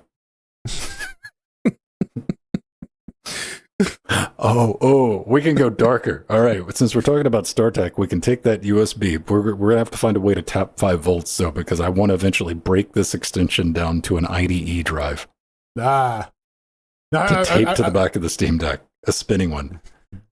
I just want this to go into like a wall outlet. I mean, it does have the USB-C pass-through, so that you can still charge it. So it needs to be jankier. We need to hook this up to a diesel generator. Okay, we've had our fun. Let's talk about a new game. It was supposed to come out this week, but it didn't. Oops. Wop wop. It's just called Festival. You know, stick with what works. Festival clearly wasn't taken, I guess. Festival for the restival. Why am I interested in this? Well, I looked at the description. It's a role-playing game. I'm like, all right, set in a Renaissance fair. I'm like, okay, that might end up becoming, depending on how it plays out. Well, no, this is going to become GTA because it's straight up got PvP in it and Battle Royale, online multiplayer. And MMO, MOBA, Dark Souls with some GTA RP thrown in there. Yeah. Effectively, if we scroll down here, it's just like Dark Souls 3, according to Steam. It's designed for controllers, and I like the little warning here. You can, it's fully voice acted too. Like, I'm curious about this because I'm getting to it. They say, hey, it's cussy, it's filled with drugs, and there might be sexy situations. I'm like, yeah, this is going to turn into like GTA. It probably won't, but holy hell, this download, though. 55 gigabytes. Listen, there's a lot of shit going on in the Renaissance Festival. And if you're thinking about like what we'd say, like Saturn level polygon graphic aesthetic they're going for. It reminds me a little bit of like Dire Straits. I Want My MTV, a little rebooty. Yeah, I was going to say more late 1980s. A virtual fighter. Yeah. So something of that era. Yeah, early 90s, late 80s, early. There's 3D, only one developer, Billy, and it was supposed to come out on Monday, and that just went poof.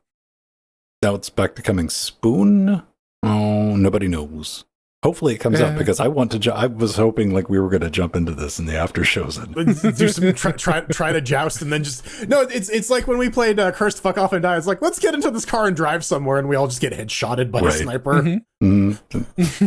I guess we'd be on horses or something. I don't know. Wagon. There's still a sniper there. Yeah, I was looking at the, because Ven pointed out, 55 gigs of a storage requirement. Is that why it doesn't have a trailer? Because you're supposed to have a trailer in your Steam store page. Oh, they're trying to be like the game we looked at in the pre super shows. Yes. Because you know what? If I didn't, and Valve sent me a nasty gram, they were like, "You need." I would clap back, but like, "Y'all motherfuckers, doctor, heal thyself on this one." Like, don't tell me what to do when you're not doing it on your own page. Yeah. Although I am genuinely curious as to why they recommend or the minimum requirement is a DirectX compatible sound card for the Linux version. Although they claim that the Linux version's not yet tested. That's common across like so many games are like DirectX 9 capable sound card on Linux. Because we're using Why? that. Because that's in the drop down. Yeah. It people aren't. It's like no one's gonna click on this shit. Who uses Linux? Hi. No one. Nobody who counts uses Linux. Now to the big update. We talked about this. Was it last week or the week before? It might have been last week. We were speculating.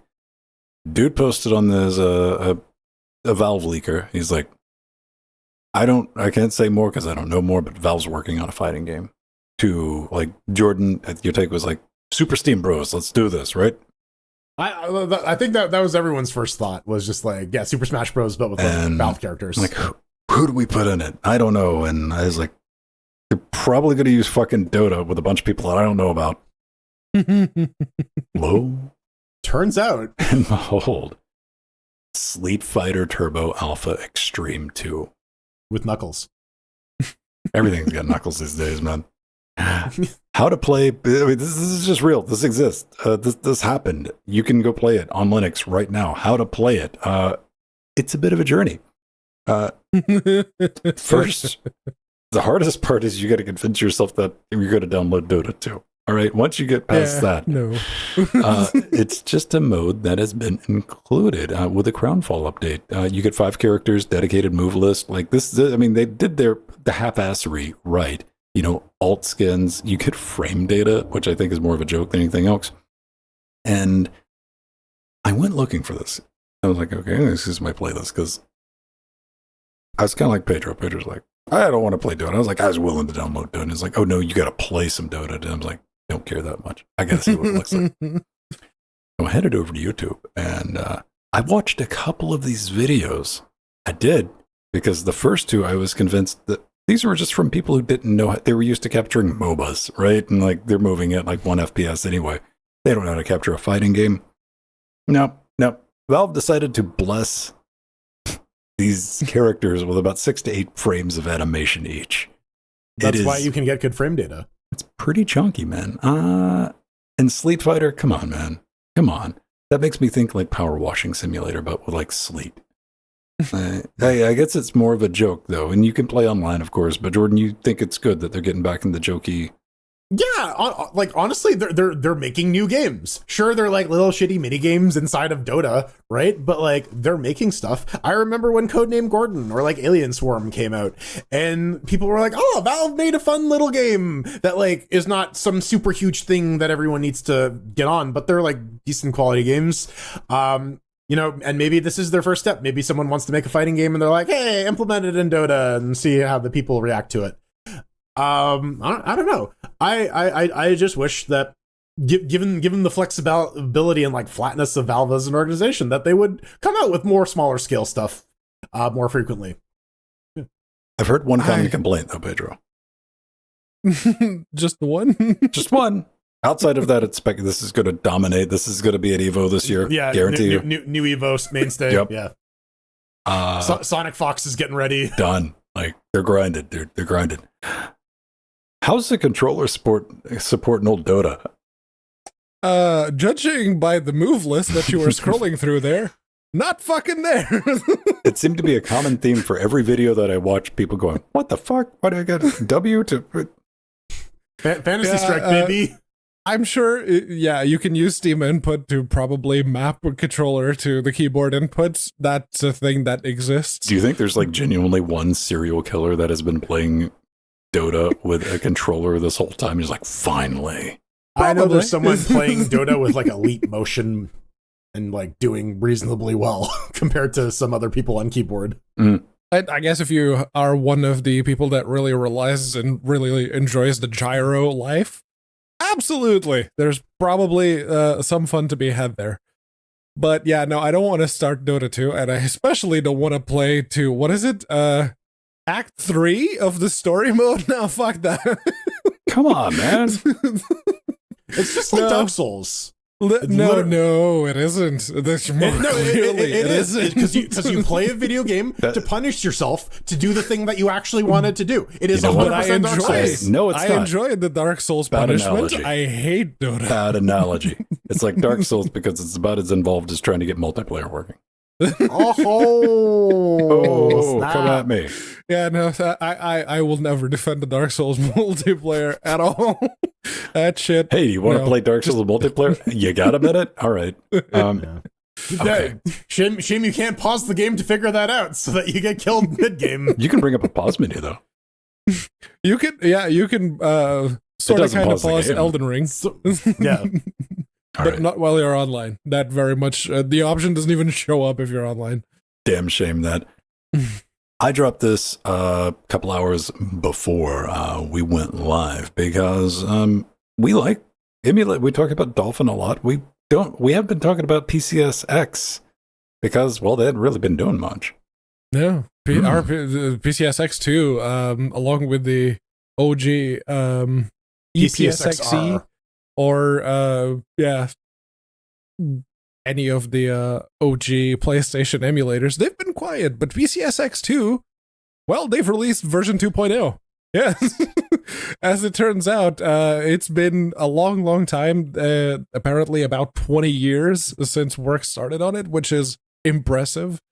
And reading through the post that they made, it very much reads like someone has been paying attention to the RPCS 3 and the Dolphin update posts that they've been doing, which we've also covered on the show. So good job. Very good job. We like those. Actually being able to, one of the things that they introduced was being able to save per game configurations rather than effectively being stuck in the 90s where you had the one configuration and you had to manually change in between games. Now you can actually save per game configurations, which is kind of necessary once you start getting into the complexity of the games like the PS2 era. And SDL for proper automagic controller mapping, which, I don't know, I think that's about a decade too late, but at least it's there now, so very good. Genuinely very, very good. I thought a lot of this was good, man. Getting rid of the plugins. People are gonna be upset about that. They went with the devil. They decided to go to Qt, but that's kind of like the cross-platform toolkit everybody else is using. Doing. You know, pre-configured games. Though we had a bit of a chat about that earlier, and I'm like, that's a good idea because like one thing roadblock I hit with Dolphin play a game was like, oh, well, I mean, it launches, but like it's a pretty peasant experience unless you apply these 13 patches and configure it this. And I'm like, I don't want to play the game that much. So having that out of the box with PCSX2 is great. Big fan of that. And they have a repository for these patches. So you don't have to go like digging around in like wherever these patches hide. I'm sure it's like patches.com, right? Don't go there. Patch. We're talking about Dark Souls. There's that Patches character, yes. Well, I mean, look at this. It's from Game of Thrones. Beautiful. Love it. I mean, because they added the INI, like labels, to your patch files. They know what the hell they are. It's just not like random crap. You're like, oh, I think that's the right file to load. Yeah, speaking of the UI redesign also like has per game memory because that was the issue with the older framework is that every time you load a new game you have to like set up everything. Now it'll just be like, hey, you're playing Metal Gear Solid 2? There you go. Here's your Metal Gear Solid 2 settings. Also, I'm going to give everybody a warning. Do not have this open on Linux along with OBS. Not a fan. You will fucking confuse the two. Not saying it's a bad both thing. Qt based, yes. With the killer theme and all that, but yeah, there's been performance improvements and all this, man. I want to know. Let me know in the comments. I seek your input. Do you game on emulators? We were talking about this during Trackmania last night. Ooh, come hang out with us. Or are you a purist? You're like, no, I want to play an original hardware. Or if you like me, I'm like, I don't care, man. Like, if I wanted to play a game, I can't think of any like console game outside of Bayonetta 2 and Nintendo that I would go out of my way to play. So does something like this reduce that barrier to entry? Like, okay, we're going to handle a lot of this stuff and you don't have to deal with it. Because when I look at this, like I could figure it out, but I didn't want to figure it out enough to play the game. So I think there's another issue here as well, and that's like the availability of the games because you know these PS2 games they were on DVDs. The physical items we're can only get talking scratched. about games that you have backed up previously. You already have ISOs. That's what I mean. If I want to play new games, or if I want to be able to play games that were unavailable due to region shenanigans and so on. I mean, yeah, it's very hard to be a purist. Also, those PlayStation controllers or those old PS2 controllers had really short cables, so you had to be real close to the console itself. So these days, I do generally prefer playing on an emulator. There's something to be said about like, oh yeah, boot up the old PS2 and blah blah blah, but like I feel that's more of a nostalgia thing. The games tend to run better on the emulators anyways. Oh, yes, you just pissed especially off the entire speedrunning community. Jordan's thing. I'm not a speedrunner. I don't give a shit. I'm just telling you, dude. This is where I see like the fight from. Yeah. I'm just talking about myself. For most people, I think, most people will be in Camp Jordan, which is, if you're playing the old game, let me scale up the resolution to 4K, maybe have it on the 50-inch screen TV that I have in the living room, playing it at 4K at 60 FPS, because it's a PS2 game, you probably can, and it looks great. Yeah, it's still graphics from that era, but they look great. I like that. I don't care, by the way, so no, calm the fuck down, anybody who wants to try to clap back at me. But I genuinely don't like sharp pixels. I'm like, it did not. We all grew up playing these games on CRTs. Mm-hmm. Yeah. Where the smoothing was kind of, a byproduct of the scan lines. Right. Yes. The point was to make it not look pixelated. The sprites and the models and shit were designed to take advantage of that. Right. So. And there's certain effects that you can achieve with an emulator, like the waterfalls is famous in Sonic. That has to be run through a CRT. I'm sure somebody's already patched it. Then you run into things like this. If you were previously playing Red Car Driver Simulator, you've been playing it like this until recently, unless you had a PS2 where it had a skybox. They were saying that the community was threatening them with putting anime girls across the sky. So they went, you know what, fine, we'll fix it. Fine, we'll take a look at it. Oh, man. No, but they are definitely putting a lot more work with this release into the accuracy as well, because that has been another pain point with PCSX. It's been more priority about getting the game actually running rather than getting it running as accurately as possible. So, yep. Cool, man. Love to see it. Now, something that you're probably only going to hear on a Linux gaming podcast is people not just talking about D8VK, but genuinely excited for it. Yeah, we've been talking about PlayStation 2 games, and there was another console out in that era. It was the Xbox, the OG, and it used DirectX 8, and now you can too on your Linux machine. Well, you could have already. DXVK was the thing, but it has been considered feature complete, even more feature complete than D9VK was when it was schlooped into DXVK proper, but now it is just a single entry point for all of your legacy DirectX versions in one place. This is good stuff, getting it all consolidated under one hood. I look forward to all the Lutris runner maintainers cursing themselves, going to update all of their runners to now take advantage of the new D9V or DXVK. But hey, that's the cost of progress, right? That's genuinely really, really nice. And I wish, because this is, the XVK, they don't really do any of the fancy stuff like other tools like DG Voodoo 2 and their ilk allow you to do, like forcing a higher resolution, like literally lying to the renderer and say, no, you render at this resolution. And most games actually did.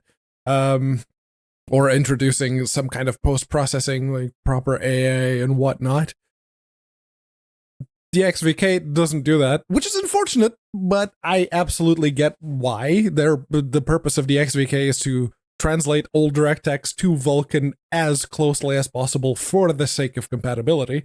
So I absolutely understand why they don't want to do it, but I guess at this point, DG Voodoo 2 isn't going anywhere, because people like me who like to upscale older games are still going to use it. Hey, just go get a Voodoo card.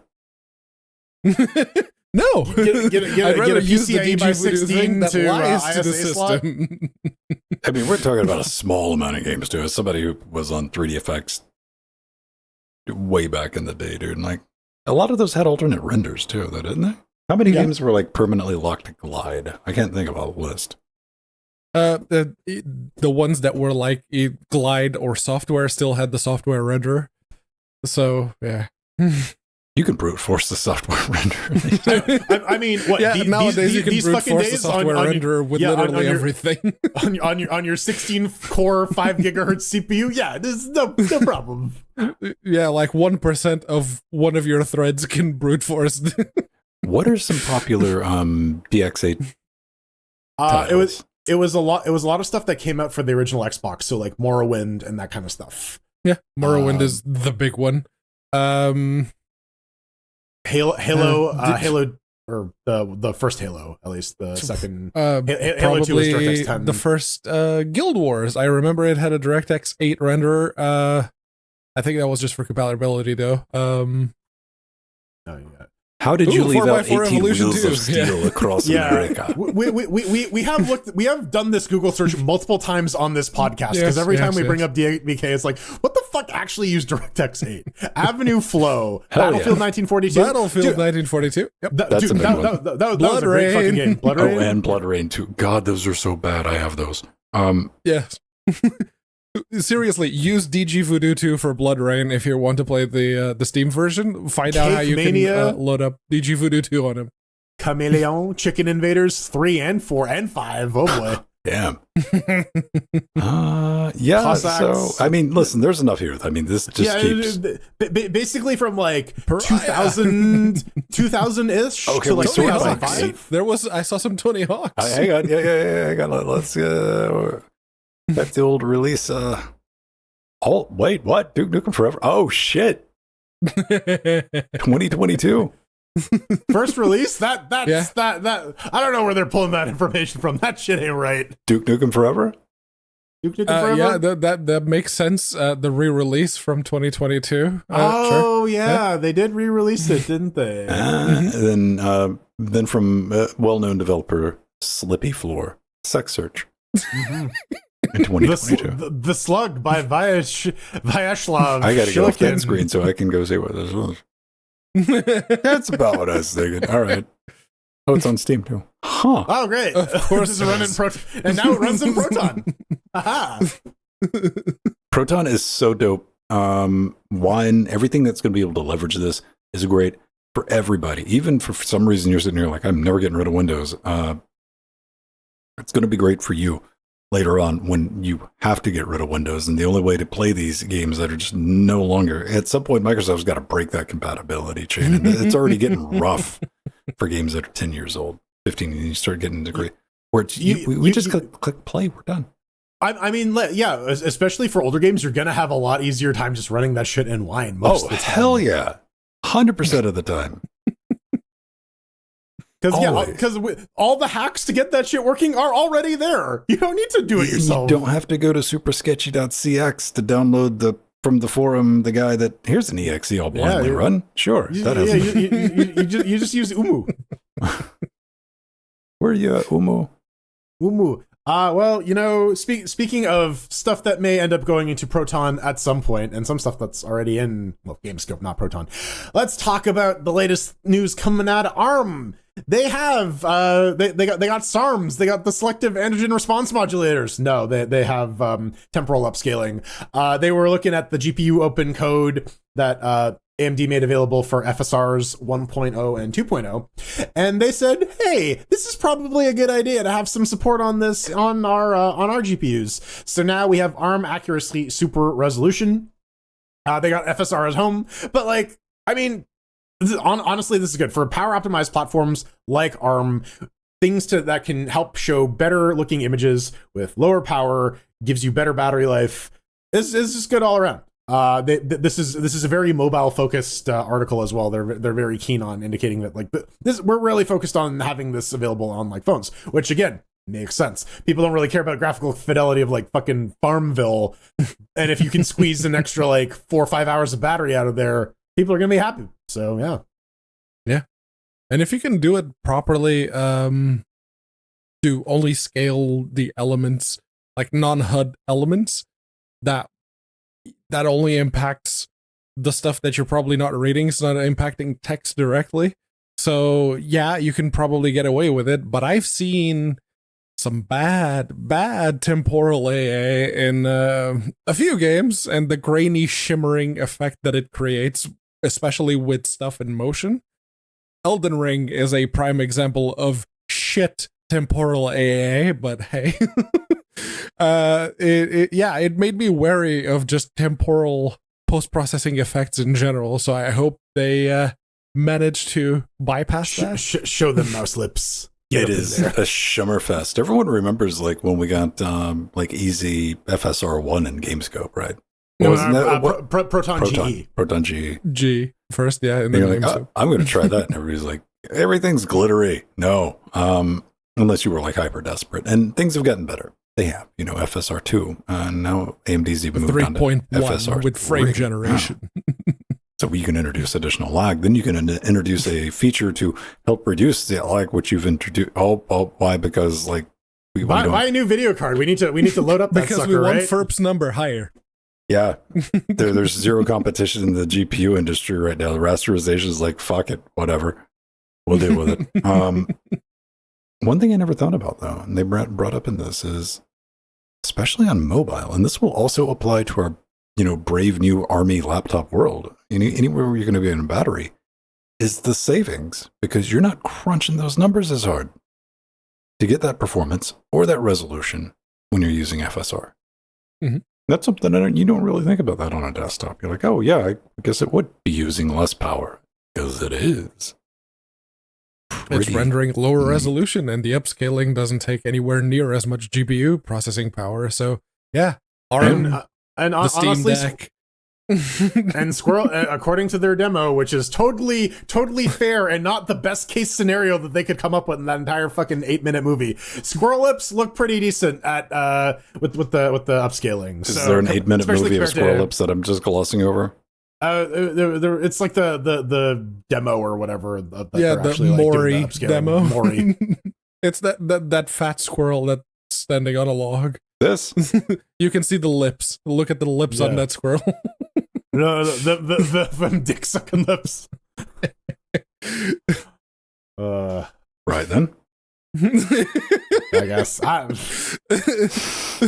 If you're one of the many members of the furry community who watch Linux Game or listen to Linux Gamecast weekly, for you. Come on, man. Yeah. I need you to sharpen that image even more, man. That's what I need you to do. Yes. Needs more squirrel lips. It really does, because it does look a little shimmery. But hey, man, free performance. Let's rock and roll with it. Now, AV1. Let's just lose whoever's left watching. It's a way to encode video that's better than what you're currently using. I'm talking to the 6 of you who are streamers. And there's a lot more of you who just streaming to Discord. Why? Because you're not old. You could already use AV1. But here on Twitch, they've been very reluctant to do the obvious thing that Discord has done, or YouTube has done, and that's allow AV1 ingest. And pretty much everybody has got a modern GPU. I know both of these yahoos have AV1 encode. Pedro doesn't, I don't believe. I don't. I have AV1 decode, but not encode. That 7 series, baby. Yeah, I waited so long. I waited so fucking long, and I'm still waiting. Come on, still Twitch. Waiting. I have a $99 Intel card that does it. Like, yeah, they're giving this stuff away. Twitch is like, so that sounds like would be too easy if we just let you. Just send your data over the open standard to a thing and our thing. Change it from HEVC 264 to AV1, like a little drop. No. Here's our idea. We're going to let you at home transcode multiple streams at different bit rates. Triple, quadruple the load on your box. Oh, and your bandwidth too, by the way. And this is all going to be managed automatically through software. You don't even have to worry about it. Enhanced broadcasting. And you're going to shoot all that up to us, and we'll sort it out and make sure everybody. All right. Sure. Good luck with that. Well, good news, everybody. Good news. Twitch posted earlier this week that enhanced broadcasting is now available to everybody. Just go ahead and get it. Automatic configuration. You never have to worry about it. And when your shit explodes, you'll be like, well, that was automatic. Lovely. To which immediately after that, they went, right.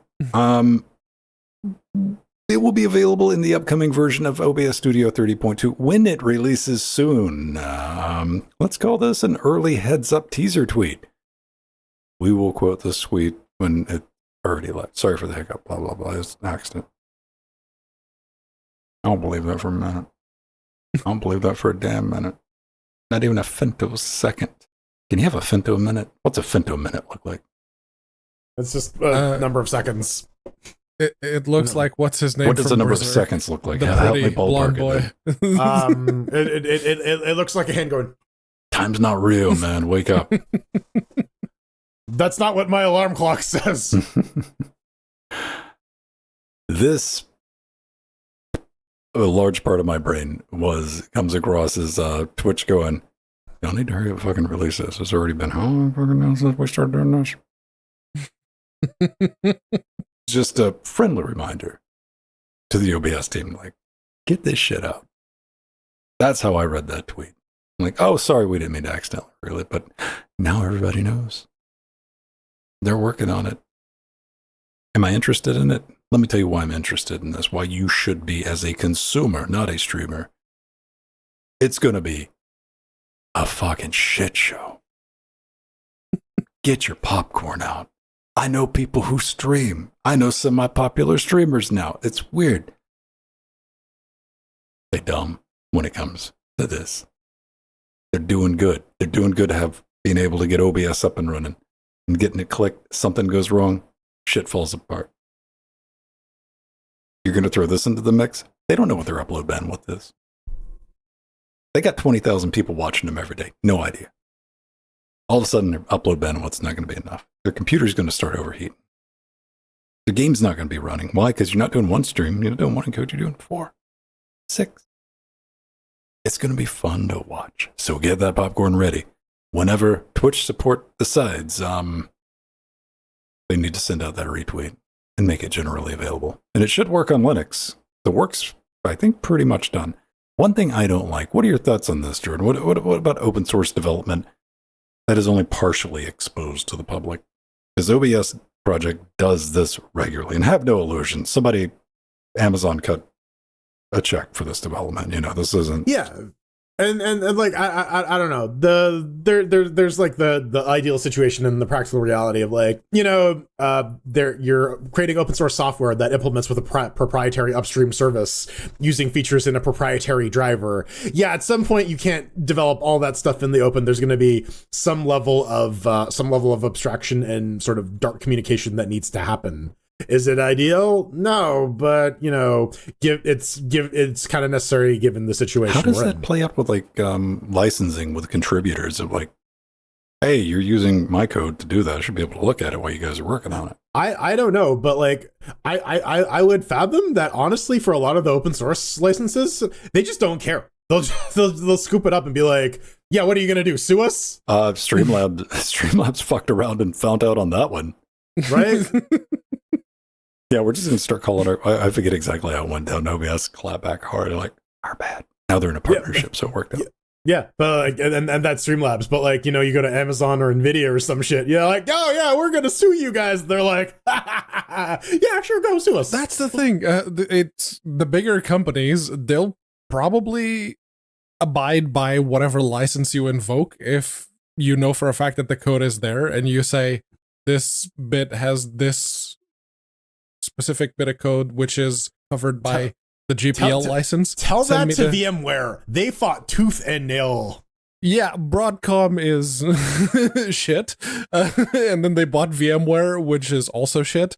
This was pre-Broadcom, buddy. Dude, yeah. Like, all right. If you're wondering, like, who would basically get a pass from OBS, like, that's the obvious ones, like YouTube, Logitech, Twitch, NVIDIA, yeah, AMD, Intel, Yamaha, Stream Elements. Hey, they're there. Yeah. Silver tier. Yeah. Tribute cast, visually impaired, and the patrons.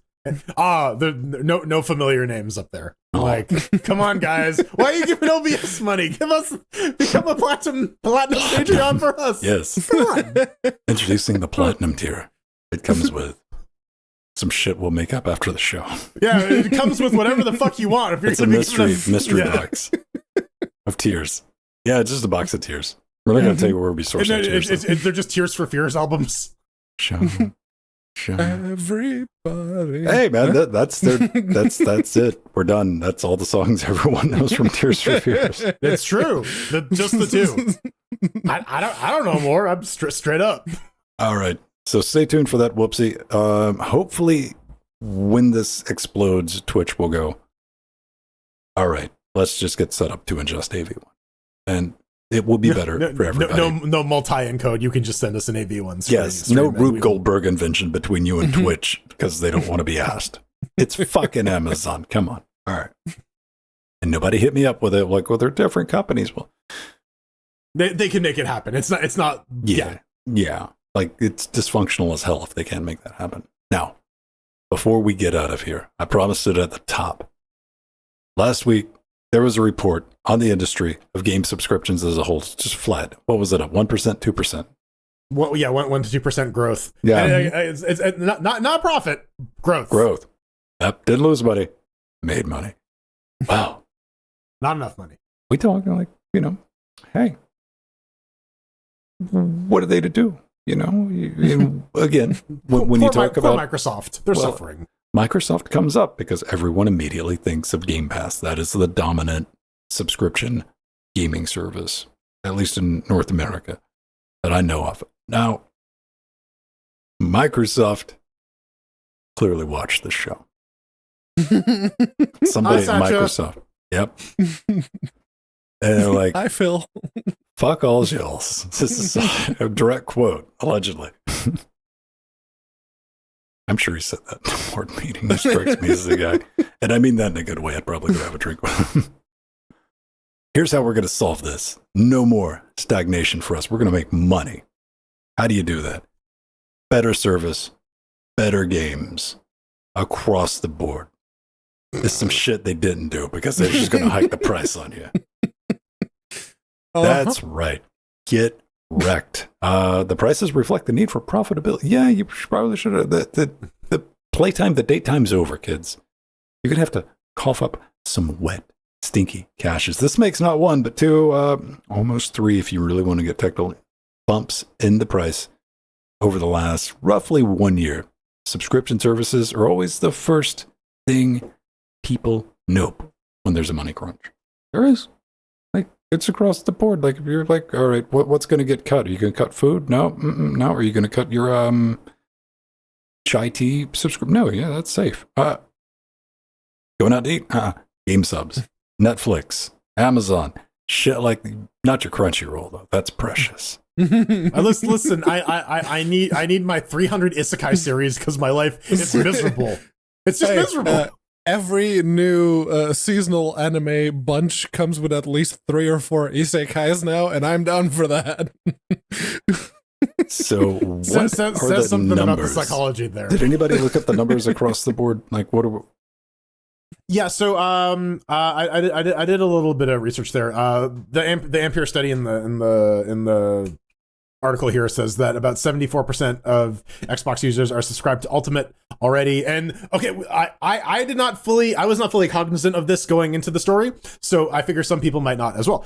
So Xbox Game Pass has a couple components. There is the Game Pass Core, which is basically the Xbox Live subscription, and then you can pay for Game Pass on console and Game Pass on PC, and that's what gives you access to these games. Now, Game Pass for PC is going the way of the dodo. If you still have it, you better hold on to that shit for dear life, because you will be able to grandfather that into the new era. But the second that you cancel that and resub, so if your credit card has a little issue, you are on the new plan, which is going to be $14.99 a month, and is not going to come with all of the day one releases. You got to pay the fucking premium price if you want those day one games. So yeah. What? So yeah, 74% of Xbox users who are subscribed to Ultimate. So there's not really a lot of growth there. It's going up $3 for the Ultimate, 9 to 11 for the Core, and that's just to play the fuck online too, man. Yeah. $9.99 go from $59 to $74 for your annual pass, man. Yeah. Another $15 ish for the annual pass, which is not bad considering what you're getting. Well, and again, like if it's like the cost of a AAA game a month, and you do get a AAA game every month plus other stuff, like, it's still worth it. It's not the same fantastic deal that it used to be. It's definitely not the value prop that was pitched at the very beginning of this. It's no longer an insta buy. Yeah, for console owners.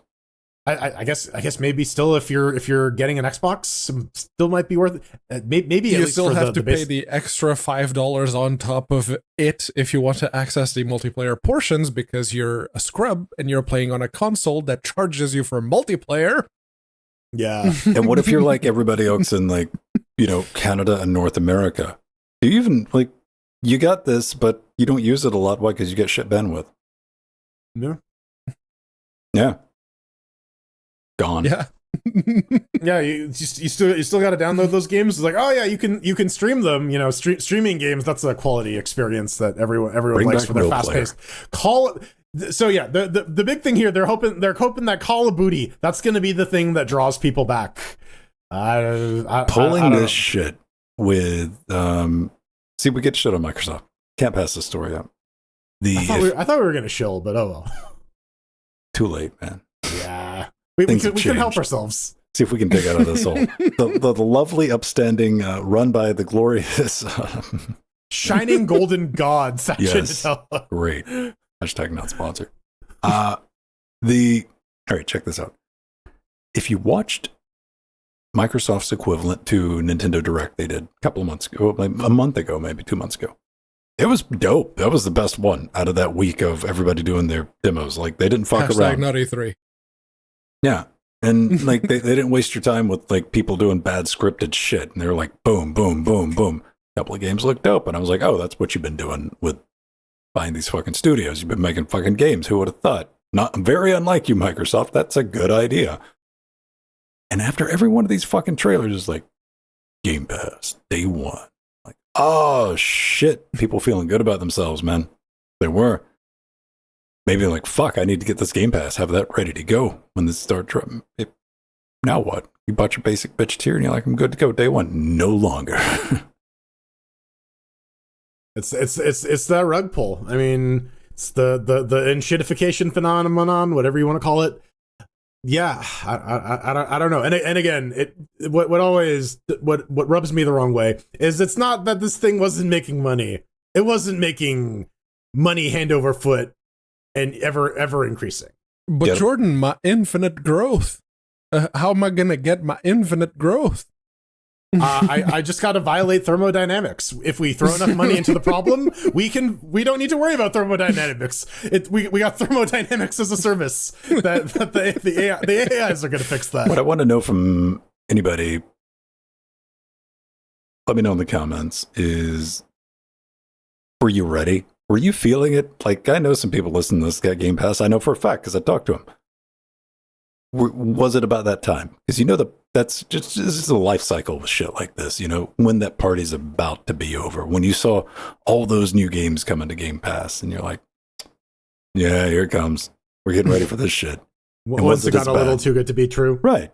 Exactly.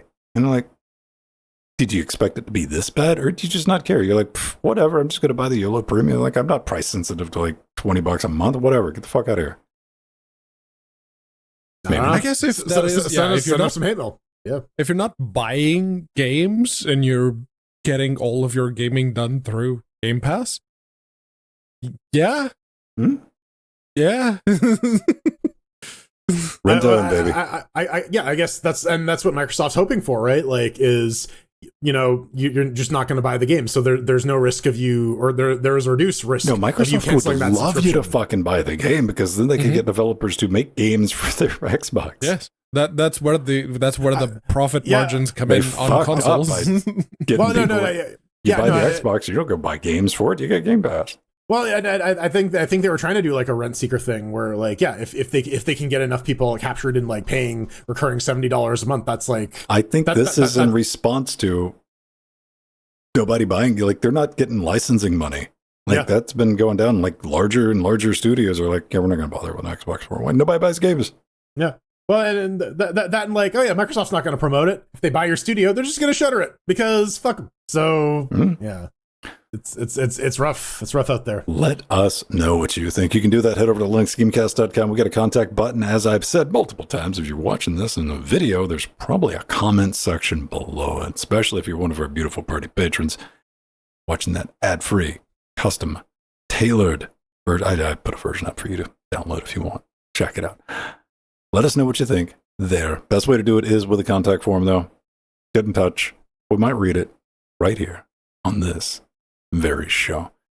And last week, lo and behold, I thought we'd probably never bring it up again. Was that Steam fighting game? I'm like, yeah, it's just some bullshit. It's going to be like, it's another Half-Life 3 rumor. Because it's too fucking unbelievable, wasn't it? Valve making games? Yeah. Did I have the faith that Valve was like outside of like maybe a fuck around prototype? Turns out Valve doesn't have a problem releasing fuck around prototypes. We didn't know that. Mm-hmm. Yeah. But this comes from George, and they respond, Steam Smash Bros. Is kind of thing in the form of Rivals of Aether, thanks to its Steam Workshop support for custom characters, stages, and modes. 3.5k custom characters is an insane roster, as one can imagine. I've looked at Rivals of Aether. It's basically, we have Smash Brothers at home, but it never got a Linux version, but these days Proton makes that kind of a moot point. And to the direct question of difficulty downgrades, I'm fine with grinding away at a challenge as long as I'm having fun doing it. Challenge stops being fun, I put the game down and come back later. Took a literal year-long break on the final boss of Sekiro, yet somehow finished it the day I came back. Whatever works for y'all, have fun. That's how that shit works, isn't it? When you're mad, you've given up, you fucking walked away. You put the shit down, maybe not a year, but a week, a couple of days, and you come back and you're like, because there's going to be that part of your brain. It's like, You gotta win. I don't care if you quit after you get done kicking this motherfucker's ass, but you gotta come back. And you do it, and you just one shot him. You're like, really? Yeah. It's I don't know, to liken it to like fucking powerlifting. It's fatigue, right? Like if you're grinding away at the same thing over and over and over again, you're just getting worse and worse and worse and worse. And you might luck your way into a victory if you keep grinding. But a lot of times, if you stop, you take a break, you let your brain and your nervous system recover. A lot of times, you're just gonna play better because you took a rest. So yeah. I mean, that is a fact. Yes. Skill points when I sleep, baby. Come on. I don't know, man. I do that too. Like I'll peace out. Like maybe I don't think I've ever taken a year off. But what's the longest break you've ever had for a game? I'm definitely like months. Like I would say like maybe 2-3 months, and like not because of another reason other than like I don't want to do that game right now. I've definitely done the year break and come back, but like a lot of the times it's just because like I stopped playing because I got distracted or like something else came up, and it's like it's not because I ran into a particular issue, or maybe sometimes it is, and you just come back and again you have this thing where it's like it just clicks because your brain has been chewing on it for like a super long time, and yeah. I think I talked about it. What was it, Mad Max that we had? And I'd played that up to a point, and I took maybe like 7 months off, and there were so many bullshit menus with the fucking controller that you had to do. I was like, yeah, I can't do this. I don't know. I'm lost. I just started over again. I don't think, not for running into like a big difficulty spike, because those, I'll put it down for a day or so and then come back the next day and just, get through it. But usually with grinding, when a game expects a certain amount of grind, New World, the MMO, speaking that of was very watch Jordan do that on 7:30s. He'll ignore you in chat. It's awesome. Yeah. It's genuinely that game expects a lot of grinding from you, especially if you're trying to do like the crafting stuff. So I put that game down for over a year, and then I came back. It's like, oh, it's less grindy now, and I sunk about 400 hours into it. So it makes a difference. How about this? I did see somebody ask. It got me to think about it. The difference between I have no problem getting good with a game because it's hard, even if I ultimately end up failing. What I don't invest time in, or I have a really hard time getting invested in, is I gotta get good because it's broken. That plays differently in my head. Yeah, and I think there's certainly that aspect of like, if the developers aren't going to try to make this a balanced boss fight, I will absolutely cheat to get through it, because fuck it. If they're not going to put in the effort, why should I? I'm very much on team let people cheat. If it's a single player game and you're only affecting yourself, let people cheat. Give people the options to do whatever it is that they want to do on their own playthrough of the game. Come on. Put an easy mode in Dark Souls. You're having bad wrong fun, Pedro. Yeah, put an easy mode in Dark Souls. You are a morally inferior person for proposing this. Let people pause Dark Souls. No chill, dude. You are the downfall of Western civilization, Pedro Mateus. You specifically, and your desire for easy modes in Dark Souls. Yep. Let new parents who have tiny children that need attention pause the video game that they enjoy playing so that they can, No, he is. help the other human being not die. Jordan, Fuck's sake. here's why, because you're not charging for it. We got to charge for easy mode. We're here to make money, son. Oh, hi, John Richitello. I didn't see you come in here. How's it going? Those Estes flasks, $5 a pop. As many as you need. How many would you have bought by now? No, yeah. We'll call it Sekiro, but the S sign is a dollar sign. Yeah. It would have been so many. So many. That's your, fuck this option right there. $5 a pop. How many do you want? You're like, all right, how many? All right. Oh, no. You got to pay for iframes in your dodge. That's it. how every time you hit dodge, how many iframes do you want to purchase this time? Oh, how about this DLC? Infinite weight. Yeah, no encumbrance. Yeah. None. I mean, you already have no encumbrance for just the items you pick up in Dark Souls.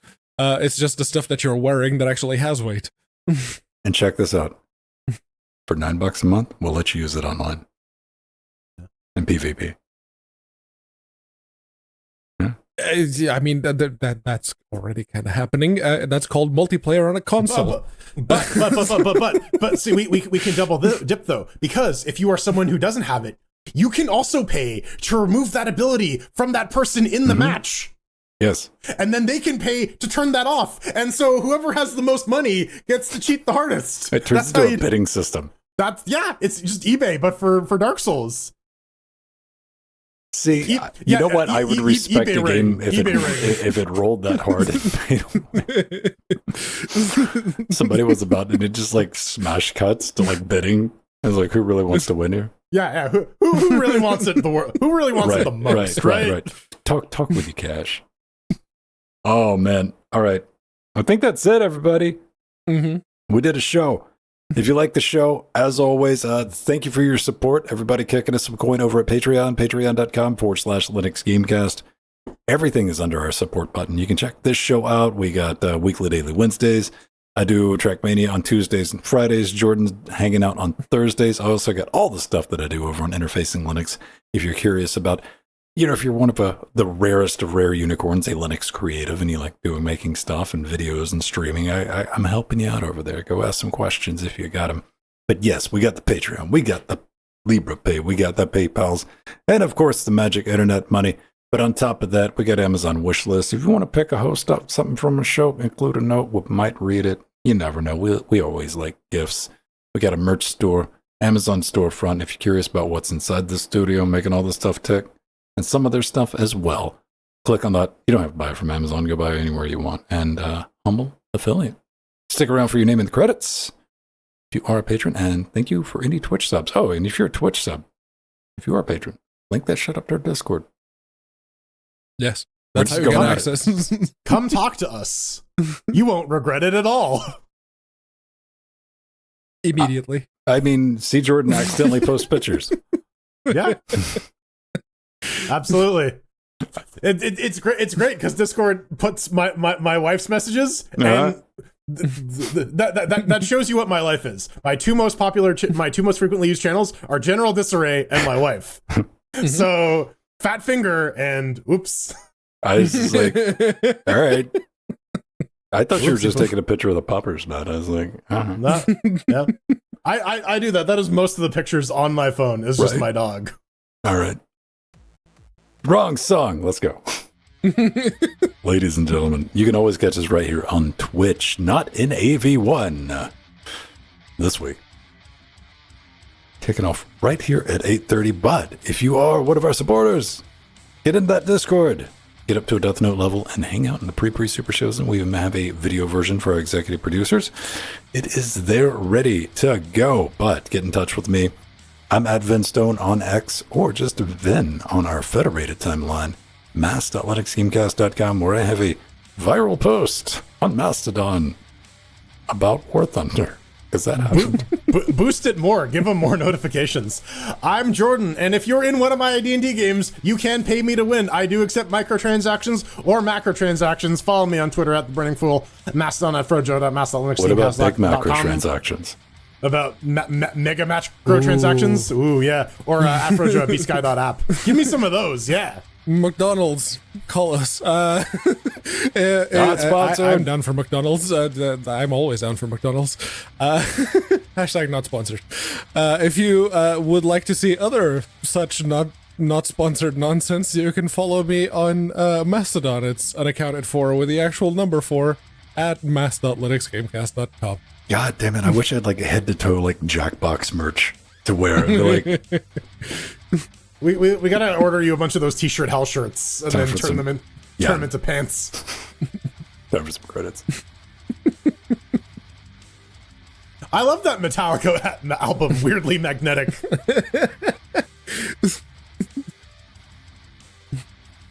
Well, it's time. Not gonna post my hog unless it's an actual pig. Advisors, Omega Star Therum, executive producer Scott, Mad Ramps, Atomic Ass, Mike G, Tamaj, Dave, Eship, Ian, Kurducky, 1234, Haplo, drummer, and our little Nikki fans, Super Death Stoat, Empty, Glorious Eggroll, Trooper Street Sloth. Thank you very much. Trooper Sleazloth, we love you. Good old Trooper Sleazloth. X Machina, He's my version favorite. of the Justin Darkwing System D, Nastic Joe, the Cressy, Ogi1, and Frostclaw, and the Death Notes, Nova Chat, Romeo, Renee, Leonardo, Kim, Chris, Stephen, Jill, Benjamin, Doom 2 Watt, Stephen B, Beck, Dodger, Zeno, Rue, Turnover, Pebble, Schwein, Jello, and Paper. Oh, And yes. of course, our fun Paper. upstanding cannibals like Carl, Mike, Arth, Theron, Linux, Nuru, Aldius, Noctilist, John, Eshep, Gamatron, Unoid, DSN, Joy, Aromatic Def, and Kai Jor Rai. And remember, oink, bitches. That's not very kosher at all. We'll see you next week. Motherfucker. Data fire.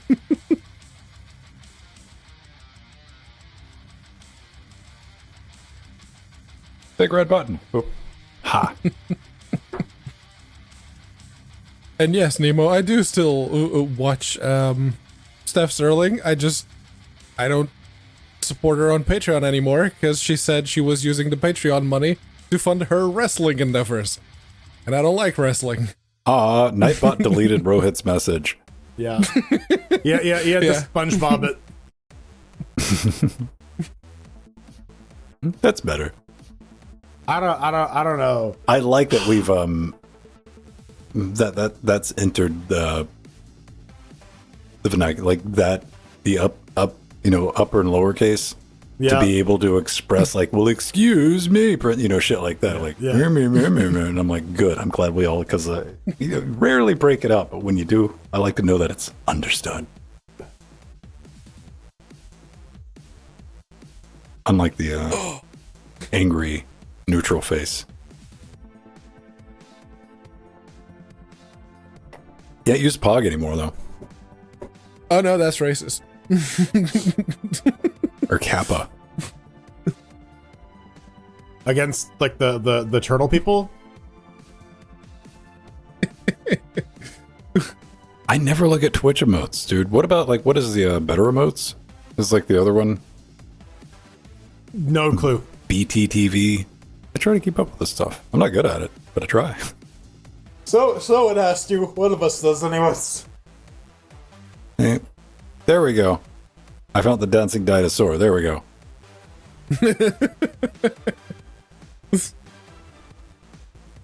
And I've already forgotten what that first one is called. It's Isn't that that one, first one just Kappa? I guess. It is. says Kappa, yes. Yeah. What does man, like, what era of Twitch culture is this? Did we Is there different strata of eras? Can we like? Well, are there like lines we can draw? there are people using the TB emote have fuck all idea what TB is. Yeah, no, the guess, Total yeah. Biscuit lol emote. Yeah. Zero clue. Is it just gonna turn into like iconography hieroglyphs like the fucking save button? It's the floppy disk. Who the fuck? Yes, yeah. Well, I mean, it hits differently when you're dealing with like the emojis. So it's like, what is the meaning attached? Do you know the origin behind? It's etymology, right? Like looking up the Yeah, or like characters in Mandarin, where like they're like ideograms. So like words are built by like combining ideas. Mm-hmm. The one I like is contradiction, where it's the symbol for shield and the symbol for spear, because there was a myth of like the shield that could puncture every spear, or block every spear, and the spear that could puncture every shield. And one time they fought each other and it just didn't work.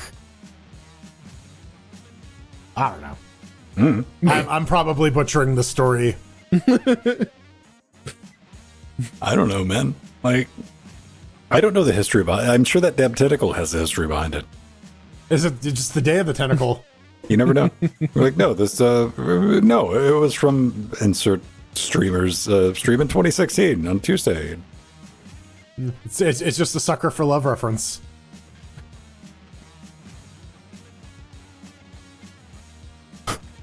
Oh God.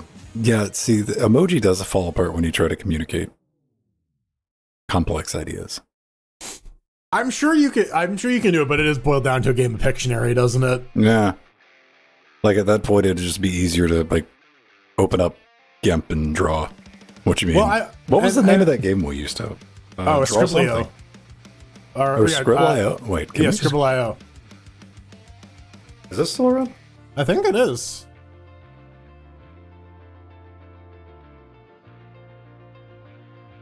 But that we needed to set up like the spectator cam, because otherwise we could see your screen. Scribbly? SKRIBL.io. Oh, BBL. Scribble.io. Scribble. Doot, oot, oot. There, that. Yeah, that's the one. Yeah. We fuck around with that for a minute.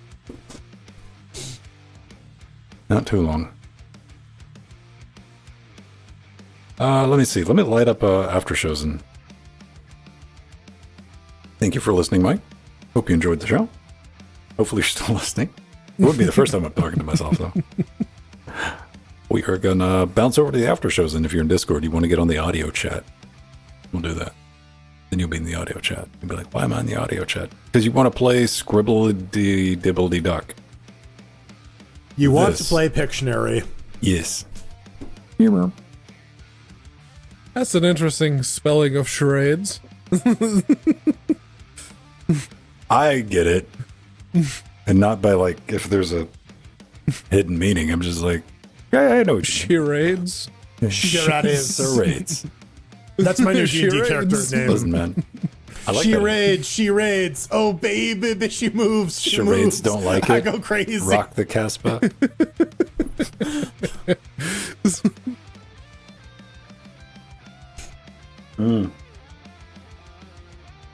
Oh, man. Charades. When was the last time you played charades? God damn. Oh, speaking of isekai, there's another one. Well, like that's the thing. Whenever I had like friends over to play games, like I have actual board games, so we can just play those and not charades. Munchkin's always solid. Kill Dr. Cards Lucky. Against Humanity. Yeah, they're up there. And Uno. And regular cards. I don't have, well, I got like a poker set that I was given by Bacardi at an event with like poker chips and shit in it. So it's got a deck of Bacardi cards. Bacardi cards. Bacardi B cards. Yeah. Bacardi cards. Oh, what did, I forget how we had to set this up. Bacardi card dealer. I got a private room. Only I can be in it all by myself. I'll copy the link. And I'm going to invite myself. All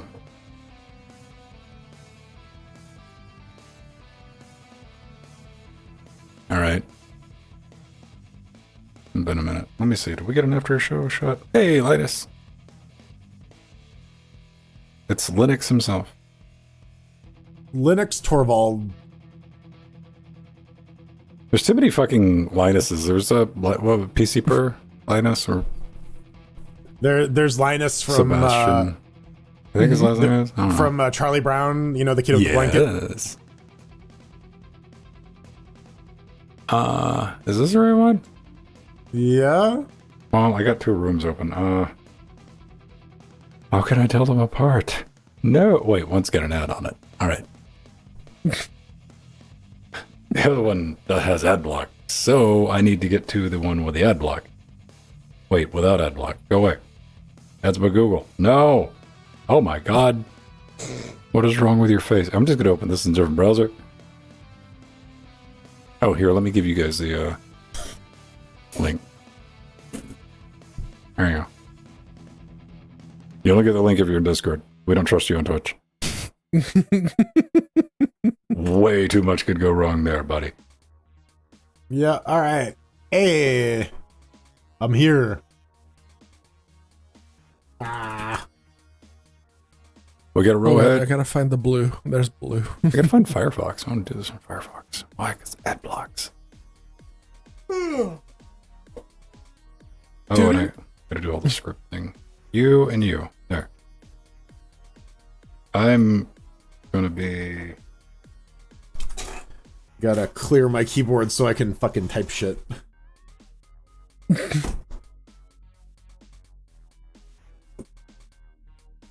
Alright. Now, how do I set this one to spectator rule? Not sure if you can?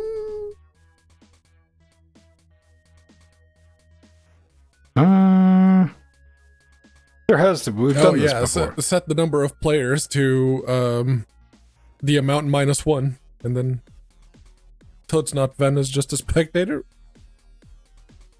We're guessing. Unless one of us gets kicked out. 4. 1, 2.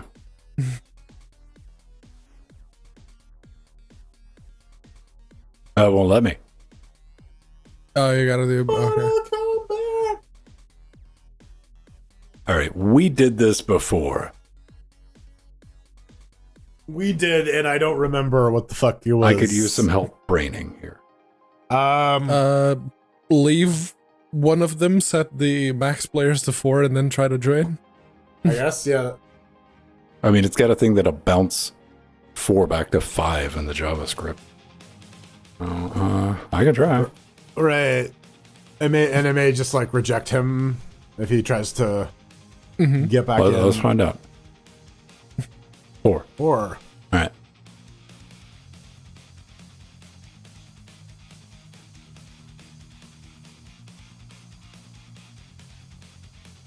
Room is full. Okay. How do you spectate on Scribbly? I don't think you do. I think that might be the secret. Is we just have to like, if Rohit is playing with us, he just can't watch the stream. Finally get a menu update.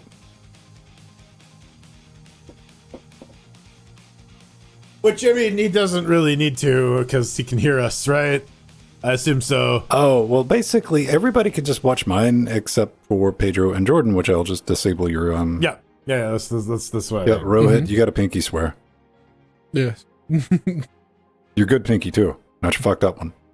No, it's my strong hand. No, baby. That's my weak hand. Use my strong hand. Speaking of pinky toes, there's a shit posting account that I followed this week on Mastodon. You following a shit posting account? Yes. It's called Mama's Pinky Toe. Okay. I mean, don't leave me hanging. It's literally just a lady shit posting all the time, which is great. Right. Okay. All right, I think. Let me see. Where's our big head? Maybe we can go down here. I just hide down here. Nice and neat. Itty bitty. How much drawing time? 30, 60, 90? I say so. I think it's more fun the less time you have, but there's a threshold. So I think maybe 60 is fine. It's only 1 minute. How about 70? Can we do a compromise? All right, 70. If I had it my way, it would be 30. You got like no time at all to do it. Yeah, but so, I know you can't draw anything in 30 seconds, so yeah. neither can I. Okay, I've changed it to 6 players. If anybody wants to jump in, I will give you guys that link one more time. I gotta get some refuel. Some G Fuel, not sponsored. Only take Microsoft money. It's okay, Microsoft, come on. You can have us under your thumb. Dead serious. I will take Microsoft. That is it. Yeah. Well, what the Windroads guys? They're just like rolling in the selling out. They're just like, yeah, Deep Rock, baby. Either they got coached pretty hard, or they fucking play that game. Or what? I mean, it is a fairly popular game, so it wouldn't surprise me if at least a couple of them did. Yeah, maybe 1 or 2. I think is more likely. And the others are like, okay, so can we make money off of it? Oh yeah, let's go. Completely unlike Winrose. Well, it's like, and it kind of is like they're greedy dwarves, right? Yeah, I mean, yeah, like. That raises some other questionable things, but you know, I guess if you stop at a very surface level, yeah, you know, it makes sense. I'm just gonna take whatever Katana said out of context twice a month, every month for me. All right. All month, every month, twice a month, every month. Great. Let me get something. Also, I saw the temperature temperature warning come up. Saying, I didn't see Rohit was in the thing. I was talking. I gotta change all this around. Recording, you need Discord mon in, I think. Wait. Oh, I gotta cut that on too, alright. We're gonna wire that up. We'll put the guest in. Then we'll change playback to Discord mon out, which would work if I wire it up. Any way you want it, that's the way you need it. Any way you want it. No. I don't want it that way. I want it my way. Tell me why. No. 5. Okay, 5 goes into 4. I'm sorry, it's pronounced. Tell me why. We should be able to hear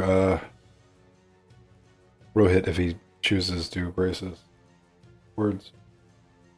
This is debatable, though. He's saying, "Oh no, I'm deaf," so probably not. I don't know. His little voice thing's not moving, so I don't think he's talking. And I gotta send 5 to 5. All right, that should take care of that. Okay. Anybody need to go take a wee, get some coolant? Yep. I'm okay. Pedro Mateus, everybody.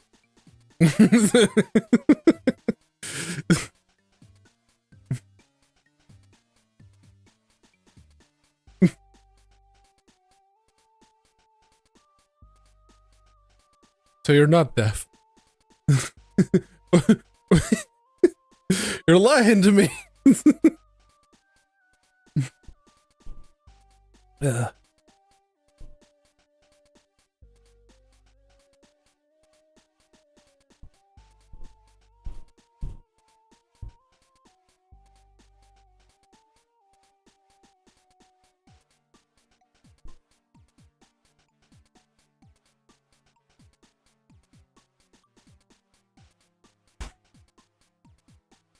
All right. Yeah, no. I think after I finish the Elden Ring DLC, I might start on the backlog of games. Oh, you're not done that yet? You're not as good as a games journalist? I haven't had any issues, significant issues anyway, with any of the bosses thus far. I'm just taking my time because I haven't had much free time to actually, get stuck on it. A likely excuse. Not an excuse, it's a reason. Whatever you need to tell yourself.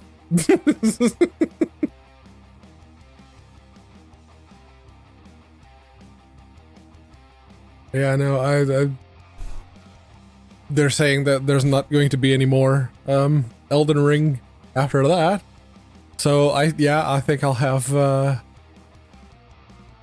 what are you hoping for? Do you want more dark fantasy, or do you want them to maybe do a slight genre shift? That's the thing. You can apply that formula to a lot. Just case in point, there's a bunch of other Souls-likes going about. Right, but like I don't know. What if like the next FromSoft Souls-like game was like basically Teletubbies, but you're like the 5th ultraviolet Teletubby, and now you need to like reclaim fun, and like instead of killing them, you're like spraying them with happy juice because they're sad, and like you're instead of like emptying their health bar, you're filling up their happy bar and happy juice. Right? Yeah, you know, you gotta spray that happy juice all over their face. They love it. They love it. It's the pearl of happy. I can't get enough. I don't know. I guess if Insatiable. The ambiance is on point, because I do like the like sad dying world aesthetic that they went with for every single one of their games. I like it. Yeah. I just No. So no happy souls. No happy souls for Pedro. It depends on what the happy souls entail. Because if it's just more Dark Souls, but it's happy instead, then I'll probably enjoy it very much.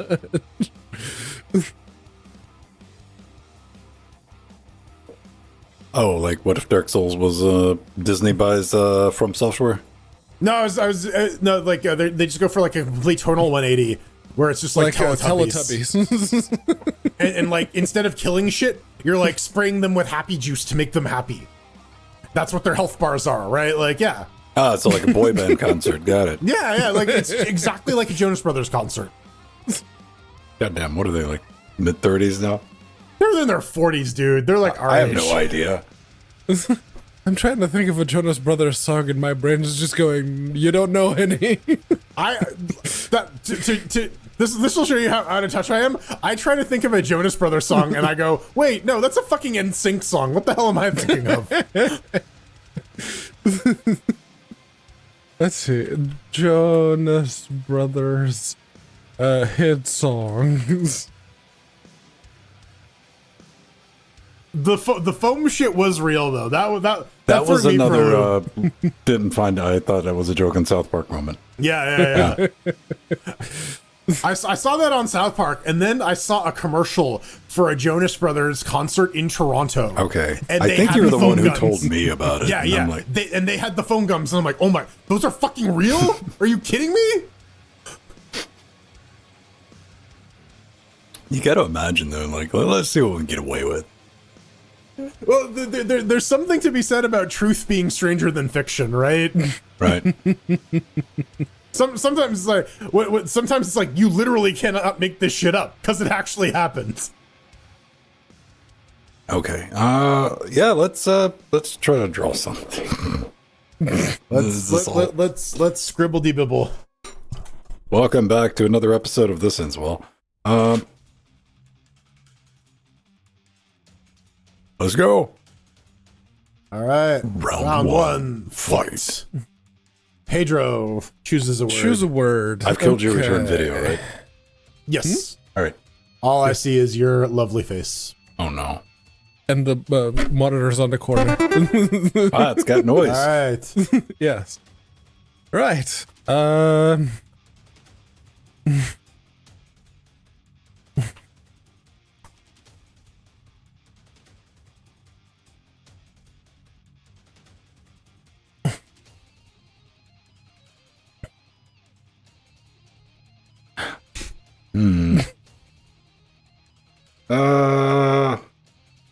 No, that's 5. Really? Guess the words. Yeah. Fuck. Okay. Fuck. Too basic. Yes. Too basic. Okay. I'm remembering the rules now. Okay. Yeah. Yeah. Guess this. Is it in with a 7? 7.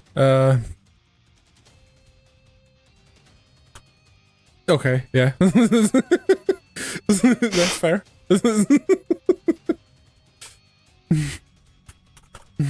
Yeah. Okay. What'd you get? Yeah. Outlet? Nope. No. No, outlet wasn't the correct one. The correct one doesn't show. Outlet was not the correct one. Boo. Yeah. Are we done? Did we just give up? No, you got 2 seconds left. Oh, we've just given up. Got it. You give it up. Toaster. Fucking Cylons. Yeah, but All right.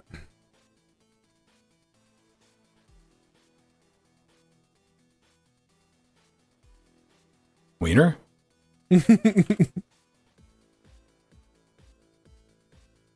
Oh yeah, okay. Uh-huh. Yeah, okay.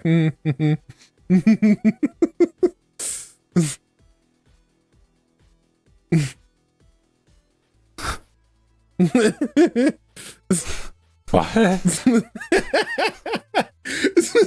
Okay, yeah, I see what you're.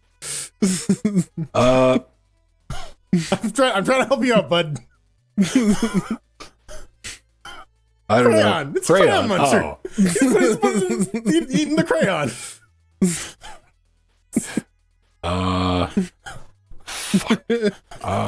You like my little mouth? Should have got up the nose. All right, bitches, get ready. Oh, 2 words. Uh-oh.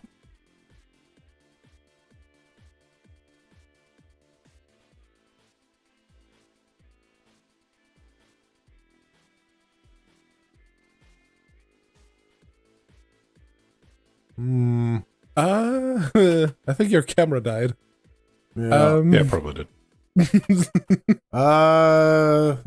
Mm.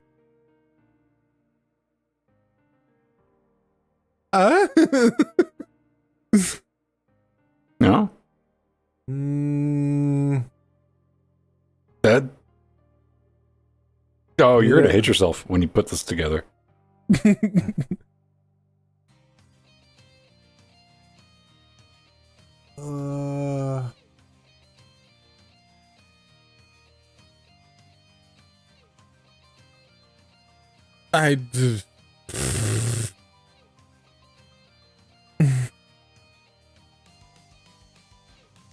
Jeff Bezos. Yeah. Oh, How my the God. fuck else would you? Bald, I guess bald man, right? I would have drawn the man and then the box Yeah. next to the man. I was working on it. See, look, there's a bald man. Right? Then fucking done. What more can you want? I thought that was the Tiwa's rune. Oh, fuck me. Okay. Oh, you got a fucked up one. Oh yeah, it's always good when Yes. you're like, how do I even?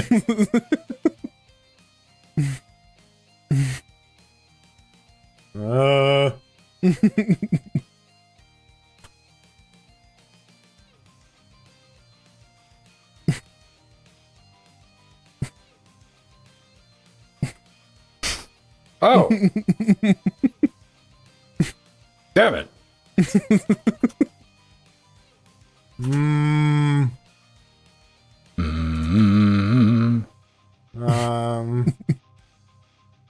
Animal, mineral, or vegetable? Oh, shit. Damn. If we start cheating, my there God. we go. Jordan gets Oh my god! Oh my god! Okay, all right. I tried so hard. I wasn't even paying attention to what Pedro was saying. I pulled that out of my brain. Fuck, I don't know. Oh, Eminem. Oh. I don't even know how I I did hate you. that. The other words were worse, trust me. I saw 2 M's and I'm like, what could it possibly be? Wanna be a rap cat? Bird must drive a touchscreen. Yeah.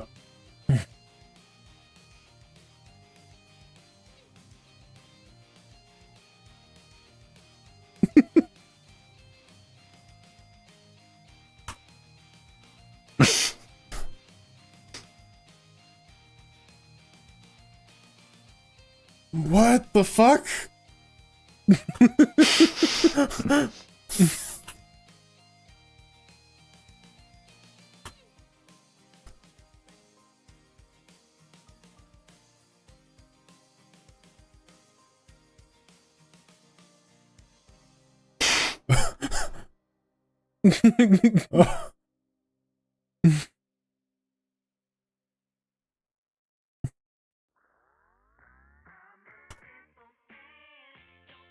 Good guess.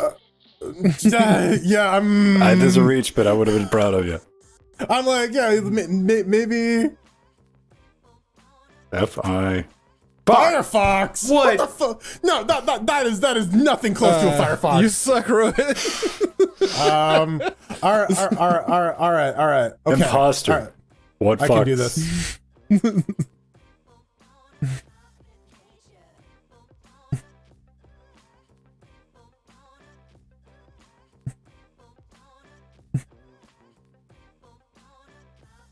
Got it. Let's go. Yeah. Uh-huh. Very simple. Oh. Uh-huh. Yeah. Yeah. basic as I could possibly do, right? That first line is going a little too far. Whatever.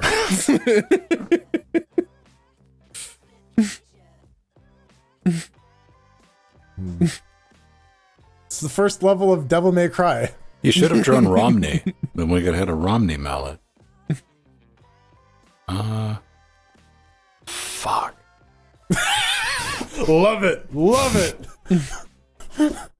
Nine. All right. This is gonna be a tough one.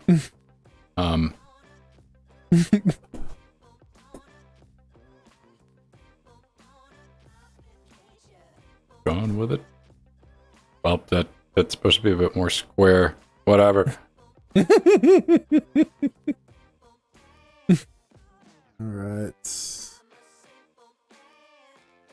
Oh. What's...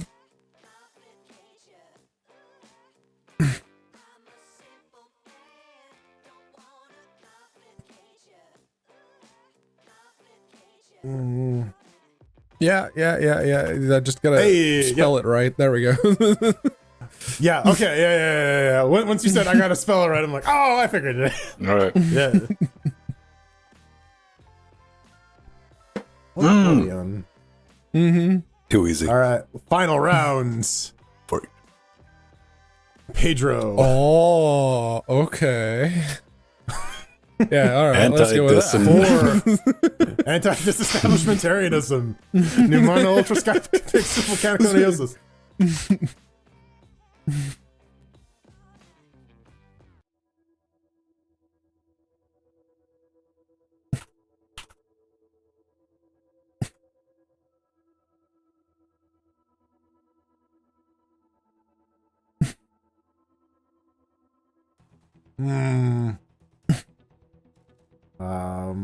There we go. Someone already got it. Ah. Okay. Supposed to draw Sasha. No, I picked the easy one. It's like, okay, no, I can do that. Okay. Oh, he's right on it. All right.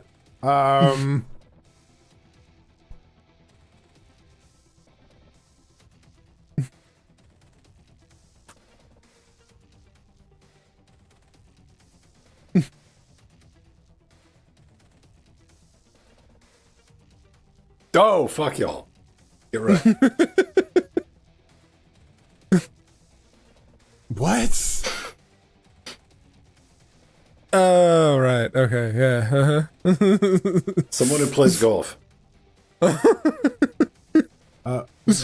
an arrow pointing at the person. Is I don't get it. No. Shoot. Oh, shoot. Oh. Okay. Oh, okay. That's easy. All right.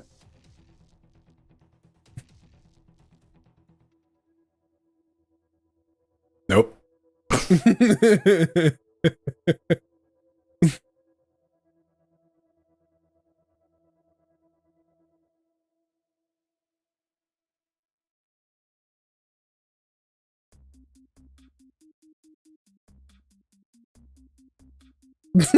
What? Oh. Yeah. Can't use letters. Yeah. All right. Because if I write RIP, that's too obvious. Yeah. Yes. I felt that was cheating. That's why I couldn't draw the Slim Shady logo on the Eminem one. All right, 4.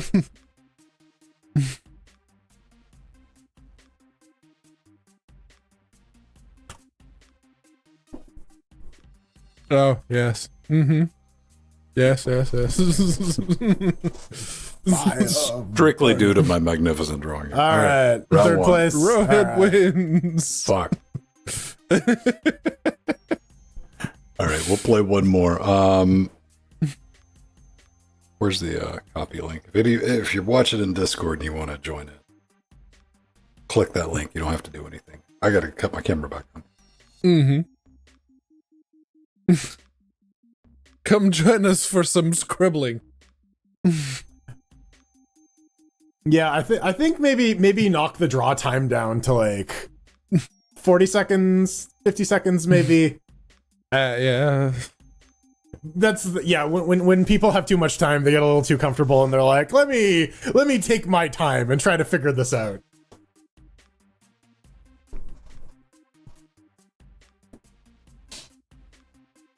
The green shorts because he dresses up as Robin, Pedro. Yeah. Or not Pedro, Rohit. That was my attempt at the Slim Shady Robin. Yeah, I guessed Robin, and then I saw the 2 M's, and I'm like, yeah.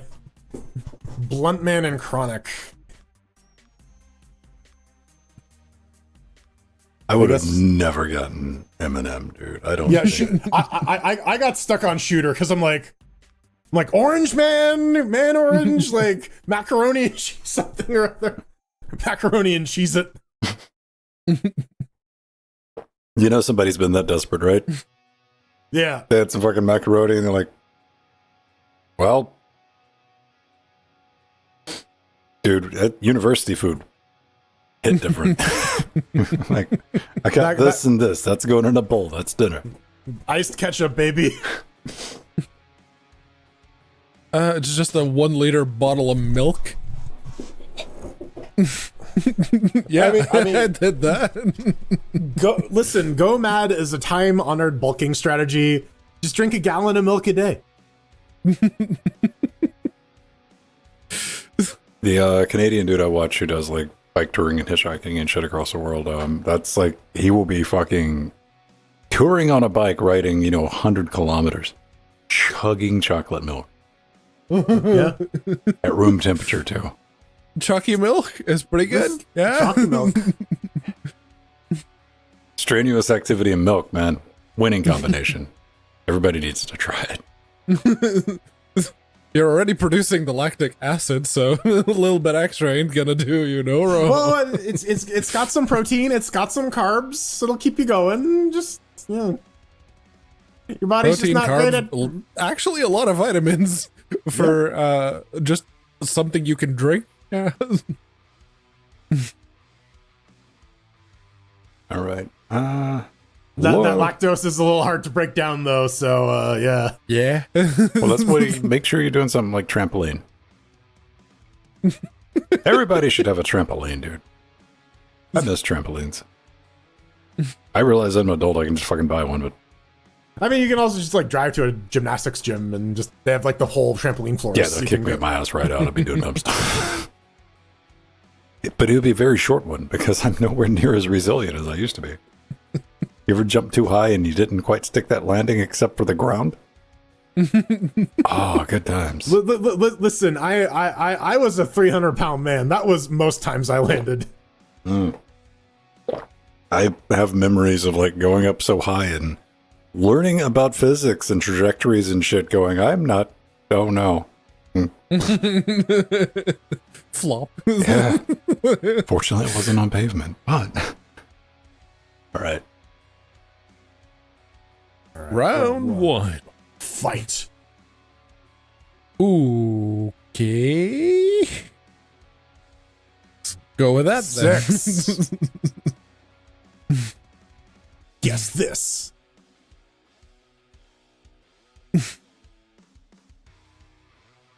I like Pedro who uses colors.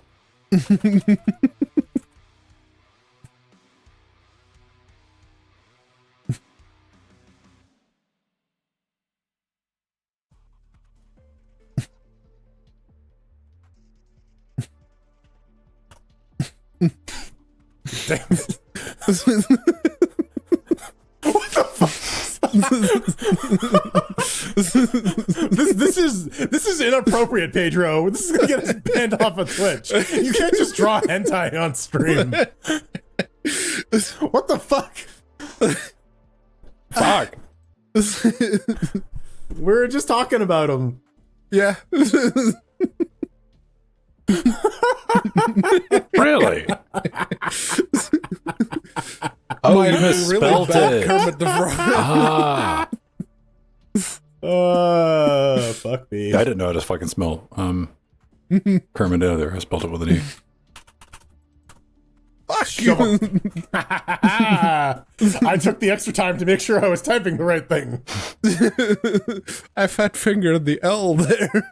Okay, sure. Yeah, all right. So he.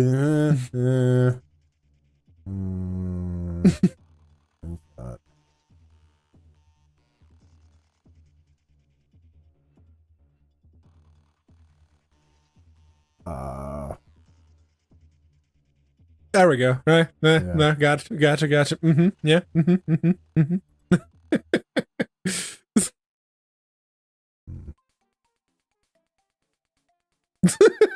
Samurai. Yeah.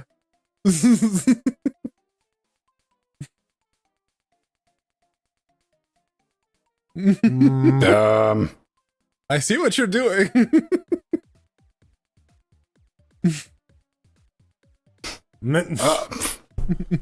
There's a maze, there's a string, horn man. Yeah. I tried. Horn man I tried. with the labyrinth. Yeah. Oh, this is gonna be rough. You might get it though. I might pull this out of my ass. I'm like, how do I draw a cow man? I need my colors.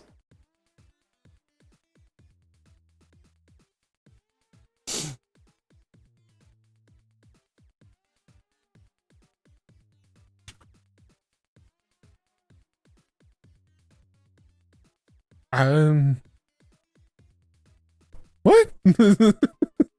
Oh. Uh-huh.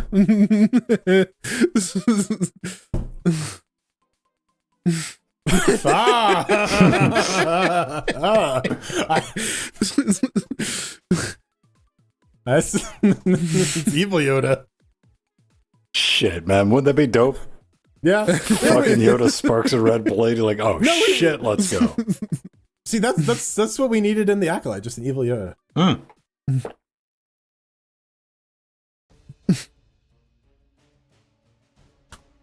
I can't really make it any easier than that. I just fucked up with the typo. I just fat fingered the brackets. Door. I was going to draw a gas pump there too.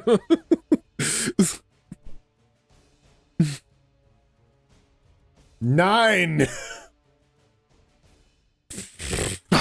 Well. What? Okay. He's turbo blue. Yeah. Yeah.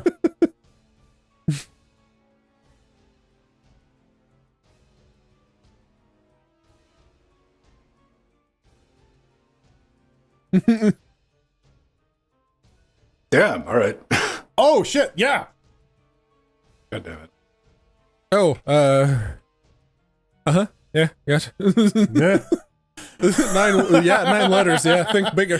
All right. 5. That looks like more of a plateau. Okay. Yeah.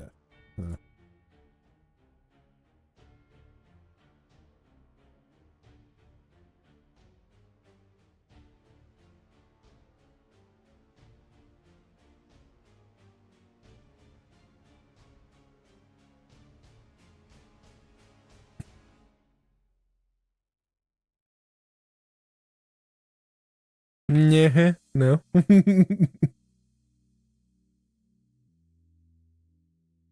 Right. Yeah. No.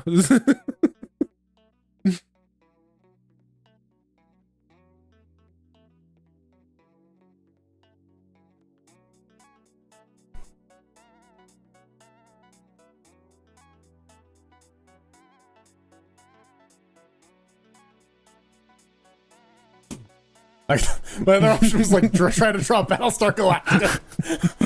I'm like, no, easy. Let's go with the easy one. All right. Skibbity.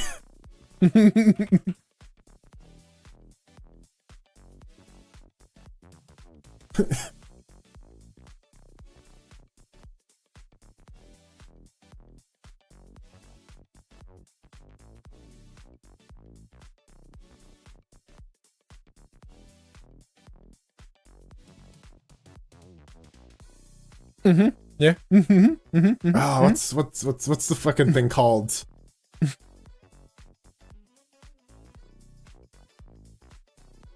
How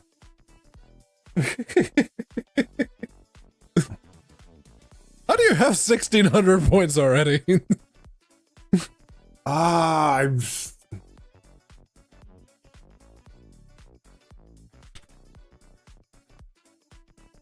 Bulldoze. Right, okay, yeah. I'm like excavator, caterpillar. I'm everything fucking but bulldozer. Okay. Should have threw like AMD up there. Okay.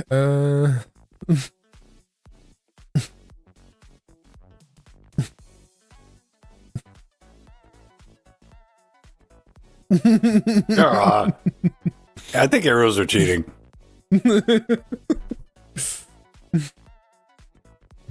I think if you're drawing multiple things, you can like point at one thing, but like 5 letters.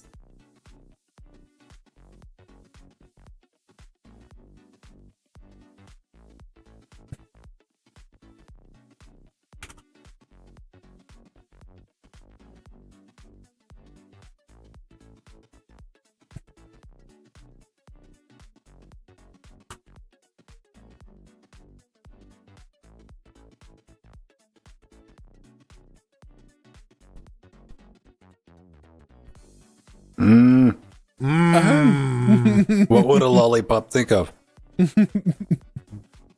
What would they? Indeed. Or really surprised? Broom? Balloon? Yeah. I'll give you a hint. You said the word already. Sucker? Oh, Think. Yeah. Oh well. Well, I guess I have no choice but to do this. Wow,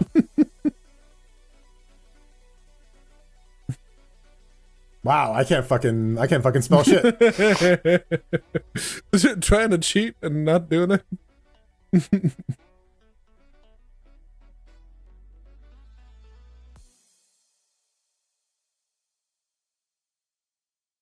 You got to keep sending, homie. That ain't.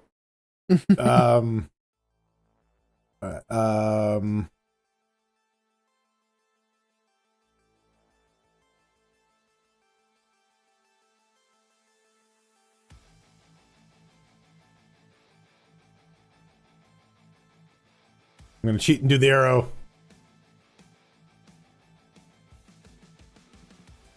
Signature.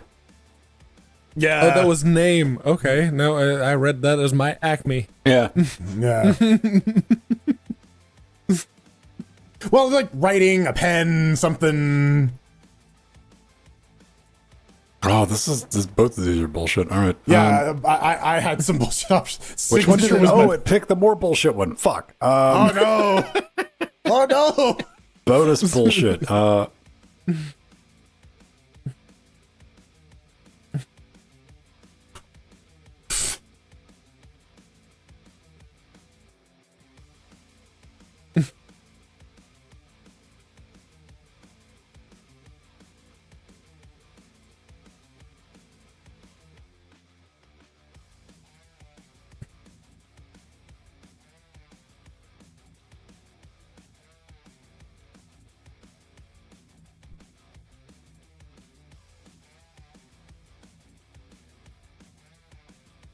You know what?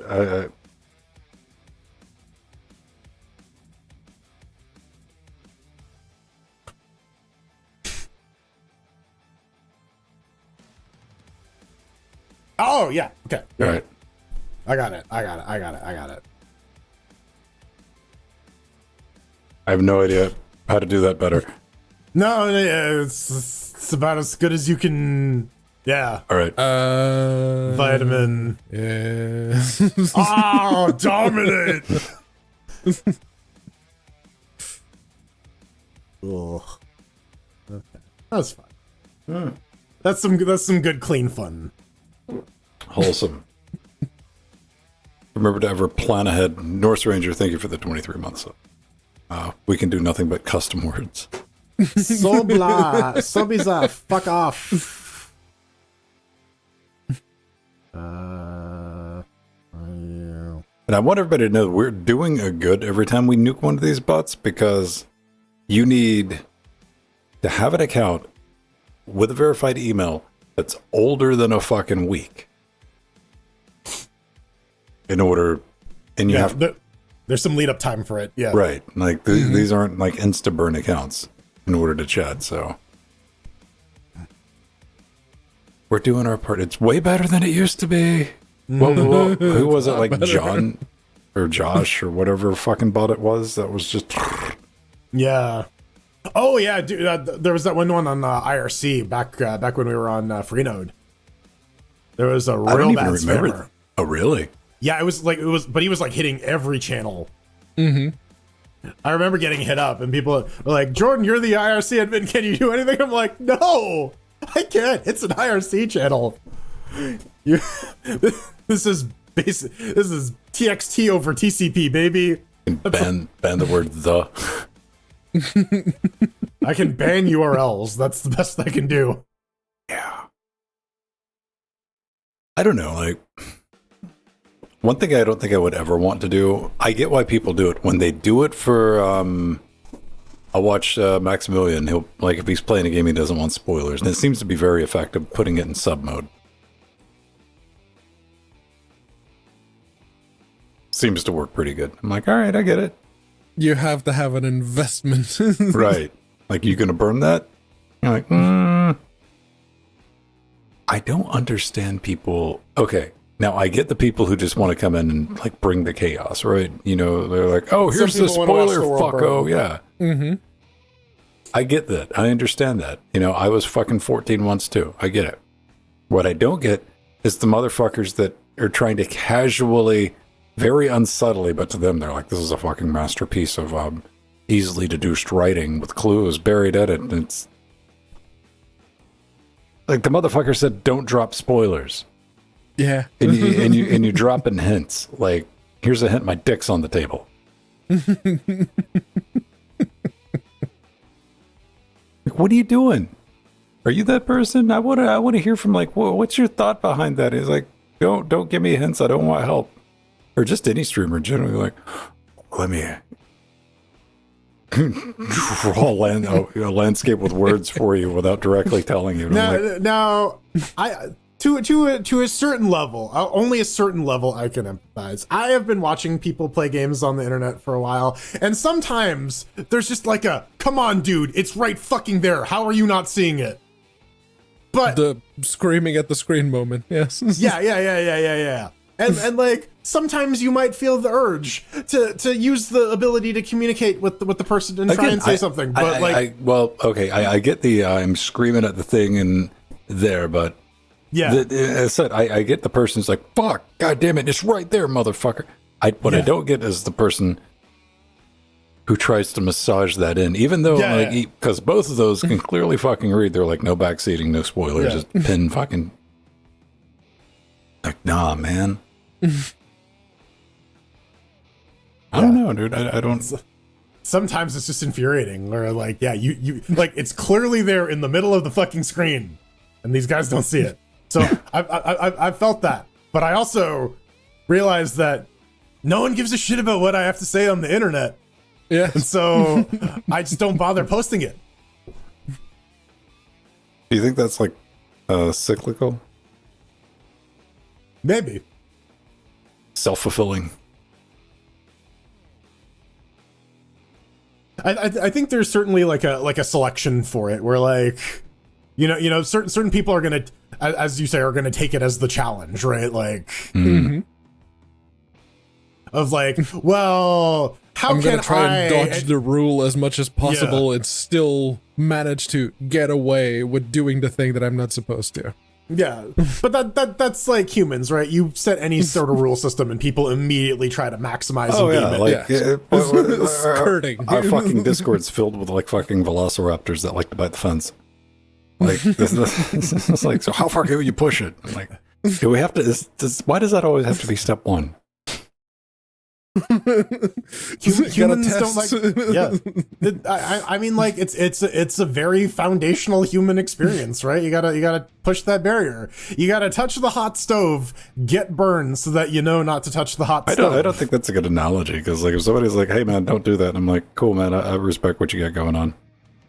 My first thought's not like, I think how close to that can I get? Yes, it's the I didn't set that rule, therefore it doesn't apply to me. So I'm going to do what I can to not abide by it. Well, even if I'm technically abiding by it, I know that I'm not abiding by it. I'm not out to change the fucking world by wasting some motherfucker's time on the internet. I think that just manifests more broadly in terms of like, it's not going to be every single thing that someone does, but like everyone has that one thing that they try to game, and for whatever reason, their shitty brains or whatever is scratched by doing this. Oh, you have good news. My video has broken 5,000 views. Yay! Let's go analyze it. Let's go pick apart every nanosecond. No, that's pretty gradual. Yeah, all right. Never mind. That all right. I thought it was like hovering at like, what do we get? Day 1, 400. Day 2, 900. 34. I like that trajectory. YouTube home. People are watching the shit too. Fuck, 40%. That's high. Like, wait, all the way through 40%? Yeah, I can't get that low. Well, I mean, all right, let's be realistic. 30%. Yeah. Yeah. Okay. And 47. Mm-hmm. Out of 1130. What's our audience look like? What do you think our demos are on this? 30 to 60. 18 to 35. Yes, 100% male. Yes. 100% male. That oh, tracks. hang on. Let me give you guys. I forgot. Deck link. There you go. Boop, boop. This is a little sad. It's a sausage fest. It's. I mean, I think that's the people who are interested in broadcast fucking audio. Yeah. Well, we do have some ladies in Discord though, so it's not that's not 100% accurate. Very small minorities though. That I wish that share was a little higher. 42% US, Germany. That's become standard. Our second biggest audience now by a margin, as far as like downloads. Deutschland, Canada, which is usually way down here. Fucking Australia and UK, former number 2. Mm-hmm. And this is like always fascinated me. Only 15% have subscribed. It fascinates you right up until you think about like, do you watch everything you get a fucking notification for? No. I tend to watch almost everything that I have in my subscription list. I don't. I look at my subscription notifications as suggestions. Yeah, it's like what's new today? Is there anything in? Because like it's my like the sushi restaurant with the fucking conveyor belt. I'm like, maybe. Yeah, because like the people I sub to, I don't necessarily watch everything they put out, but you know, sometimes if I have some noise to fill, or if I have some like empty noise, and it's always good to be like. To take a look at it, because sometimes you're like, fuck, I don't have anything going on right now. Let me go. Yeah. On Interfacing Linux, we do have one female. Woo! Yeah. You go, girl. Just the one. Yeah. Poor lady got buried because I thought it was a bot. And I like, I'm like, this is a fucking bot account because it looked like just a bot. picture, and I'm like, whatever.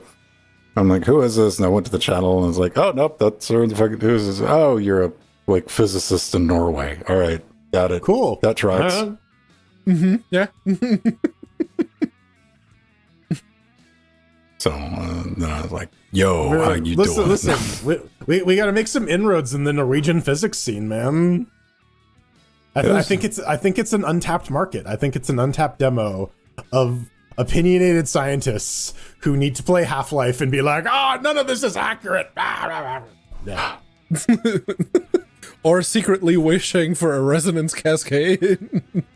Yeah. You got some fucker at CERN who's like, but what if we put the cart into the beam? Could we get head crabs? What exactly was that crystal made of, and can we replicate it? I mean, that is the beauty of science fiction, is that people are inspired to turn it into science facts. And sometimes that means Vortigaunts. There's my sick reference. Get back and watch it, kids. But like, all the fucking comments are dope too. I would find your channel. I'm not getting much much does things to me. I mean, not first time I've heard that. Cool channel. Here's the I would run Linux, but the haterade, yeah. Not even the haterade. This is like, bro, I'd totally run like 11 teen Linuxes, but it's just too complex for me, bro. Then Yeah. The people who actually use Linux. It's not like it's any more simple on Windows either. It's just a different type of complicated. Yeah. Then we get the radio people coming in. This is always fun. It's a completely different crowd. I enjoyed clapping back to this guy because he was talking about he was swinging around his Kona. He's like, I got an AJ. I was like, I got one too. That was fun to break out. So this thing, it's for broadcast, but what does it do exactly? It's for use with Rivendell. The elves? The Elven City? Jordan, Rivendell. Like, oh, hang on. Damn it. Can I share, like, can you add, I guess I can add more people to my premium account. Here, I try to explain it.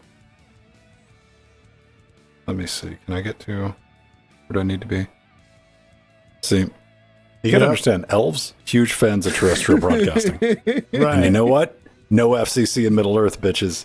So, what I'm really talking about is software, Rivendell. Yep. Which is the open source radio automation system, which is compatible with the audio science HPC drivers, not ALSA drivers. Well, it also works with ALSA and Jack if you want to be sexy about it. So is it actually for like sending out radio signals, or however you need to get it? If you want to get it to the tower, it's get AES out. Okay, so like it goes between your computer and the antenna or whatever, right? Yeah. Like, okay. I was going to install Rivendell, but it was like way more convoluted and less time. So this is like useful if you want to run like a pirate radio station or something. Totally legal one. You can do low wattage stations. Yep. Yep. And you can put 4 of these in one system too, because if you got to feed multiple feeds. But yeah, it's just broadcast hardware. Okay, neat. I was going to do the Rivendell screen with a track playlist with nothing but Nickelback, but I ran out of time. Look at this cue graph. Yeah, that was going to be the screenshot. Fascinating piece of hardware. Wanted one since like 2010, and it is a shit show for anything but using it with Rivendell. All right, here you go. We learned something. Fucking elves. How do they work? Salad-eating bastards. Are there carnivorous elves, like in any lore? What about dark D&D elves? Do those motherfuckers chow down? D&D elves are carnivorous.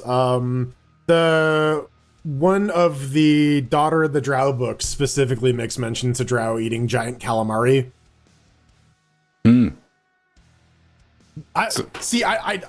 I remember 4 things that happened in that entire fucking book, and one of them is about fucking one about a fish dish. This is the weird shit you get when you read books, right? Right. I'm trying to find the yeah, I guess fish. I got that RuneQuest Humble Bundle because I've been wanting to look into Glorantha for a while, but look at him go. Max, what are you doing? They're whittled down already.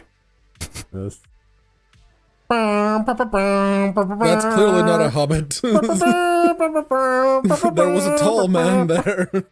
Well, they get to the part, like, they start going through this one forest, and everybody's like, oh, we made it. Then the trees start attacking them. It was fucking magical. I loved it. Great. I watched way more. I had that on the background for at least 2 hours minimum. Yeah. It was fascinating just watching hobbits get murked. No, but like the Glorantha elves are like trees and fungus. They are like? They are like literal trees. Oh. Like they're like tree aliens or fungi aliens. But what did you call like the tree ladies though? The dryads? The dryads, yeah.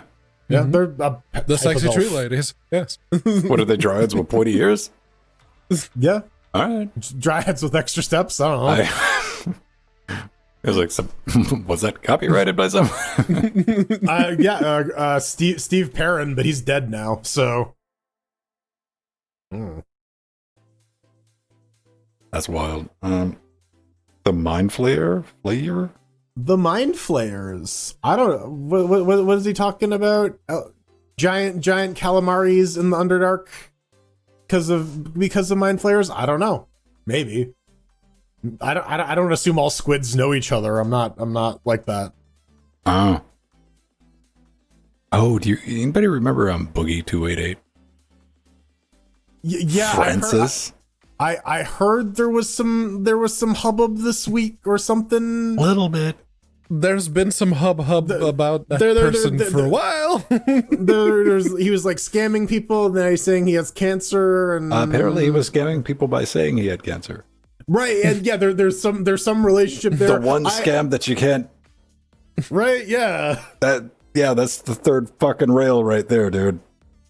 I don't think you bounce back from that one, homie.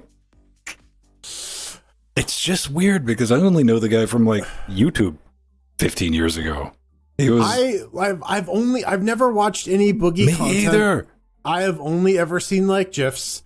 Apparently he was spending like and again like the occasional like it comes up on a stream is like, oh yeah, did he spend all his money on prostitutes? It's like, okay, sure, whatever, that's fine. You just spend his money however he wants. Apparently now he's scamming people by saying he has cancer, so that's not cool at all. Don't do that. I'm like, what the hell, man? Sorry, alpaca. Instead, you get to listen to this crap. All right. We're talking about the real matters, the Twitch drama or streamer drama or whatever. Linux Twitchcast. What would you rather find though, man? Like when you think about, because this has happened to every single one of us, and don't pretend it hasn't, is you'll think about like somebody you used to watch forever ago. This would just be a passing thought when you're looking for something to do, and like, what the fuck ever happened to them? I hadn't like seen them in like a decade or whatever, and you just faded out of their community, or like maybe you were never really part of it, and you go check. Are you rather to see them have like burned bright and fucked off, like they're just not doing anything, or if they're like still going strong but no one's home? I don't know. Just having an end, even if it was not planned, it's like, okay, he's just not doing anything anymore. Whatever. They're gone. Like you'll see a clip and you're like, hey, this person looks pretty neat. Then you pay attention. You go to the YouTube channel, it's like last updated 7 years ago. Like, oh, that was an old video, huh? I don't know. The individual that pops into my mind when you bring that up is someone like the nostalgia critic who like, yeah, I kind of just stopped watching their stuff. And then, they're still going today, man. And it's like, I don't know. Maybe they should have stopped. Angry video game nerd. Yeah, exact same situation. They're victims of their own success. We're like, this is the only thing they can do now. So they got to keep doing it. I don't know. It's always weird when you see that. Like, the one that's bugging me. How about like people who've just disappeared? Can you think of anybody who's just like straight up like they're just gone, dude? Like no one like oh they just quit, and everyone says like well they just quit and didn't leave a fucking message on the door when they left. I don't think I personally have anyone like that. A lot of the people who just quit is like, yeah, they had a reason to quit. They either something happened to them or they did something and they needed to leave. There's a lot of YouTuber stuff that tends to. It's always the same fucking thing. Just stop. Well, and like I don't know. You gotta wonder, is it the position that causes this, or does the position attract these people? I think there's a lot of someone in a position of power yet still somehow accessible tends to attract a certain audience. Well, I'm talking about like the individuals themselves. People about just, like why probably they do it, there's right? some people who achieve success, especially with streaming. Get ready to fucking clip this. Are either really good at playing a bit dumb or a little bit dumb. They're not great decision makers. There's kind of a theme there, man. They lucked into a position of public notoriety, yeah, and then some people just stumble across it, but then you got, the vast majority of your success. Why are they playing a bit dumb? To drive engagement and fucking chat. That's why you do it. You'll listen to fucking JP just say it out loud. Yeah. He's just like, it's very difficult to sit here and play dumb for 8 hours a day. Thing. It's like, yeah, your streamer that you're listening to that's always asking, they don't really need your help. They got it. But again, you would probably never see something like it from like JP. Yeah.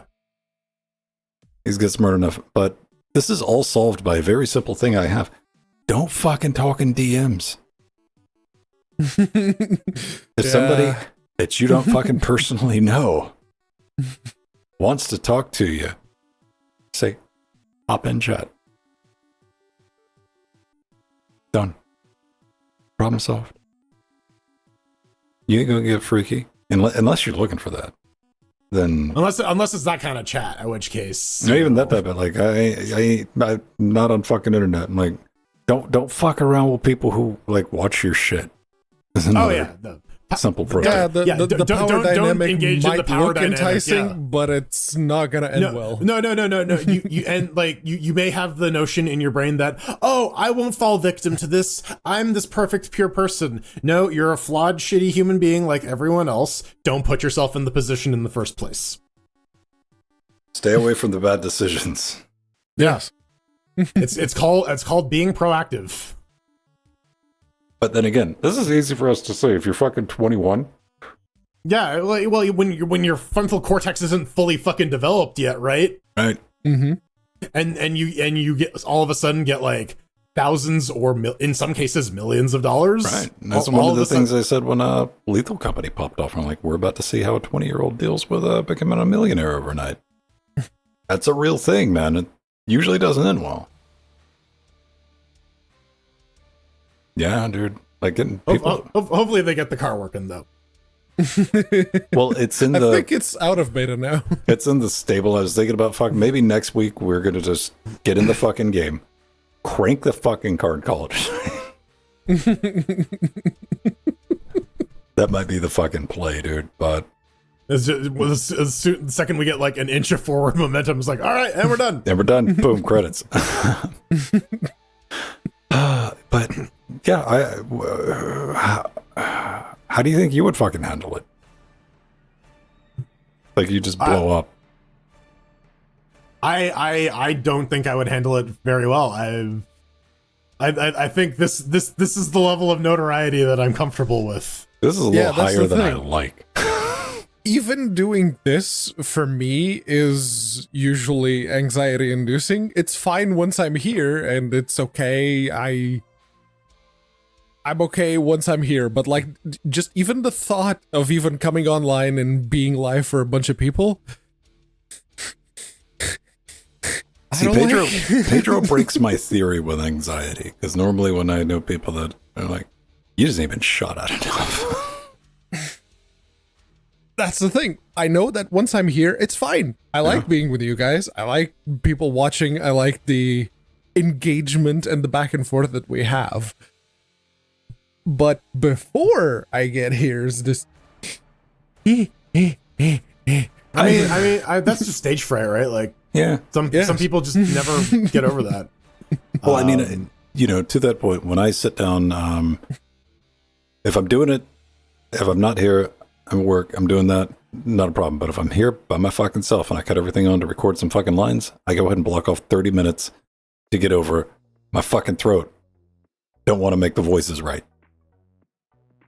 It is a involuntary muscle react. I have no control. I just know it's going to fucking happen. And after about 30 minutes, everything fucking chills out. And I'm like, okay, now we can talk. I can still talk, but it's not. The pitch it's not natural. It's stilted.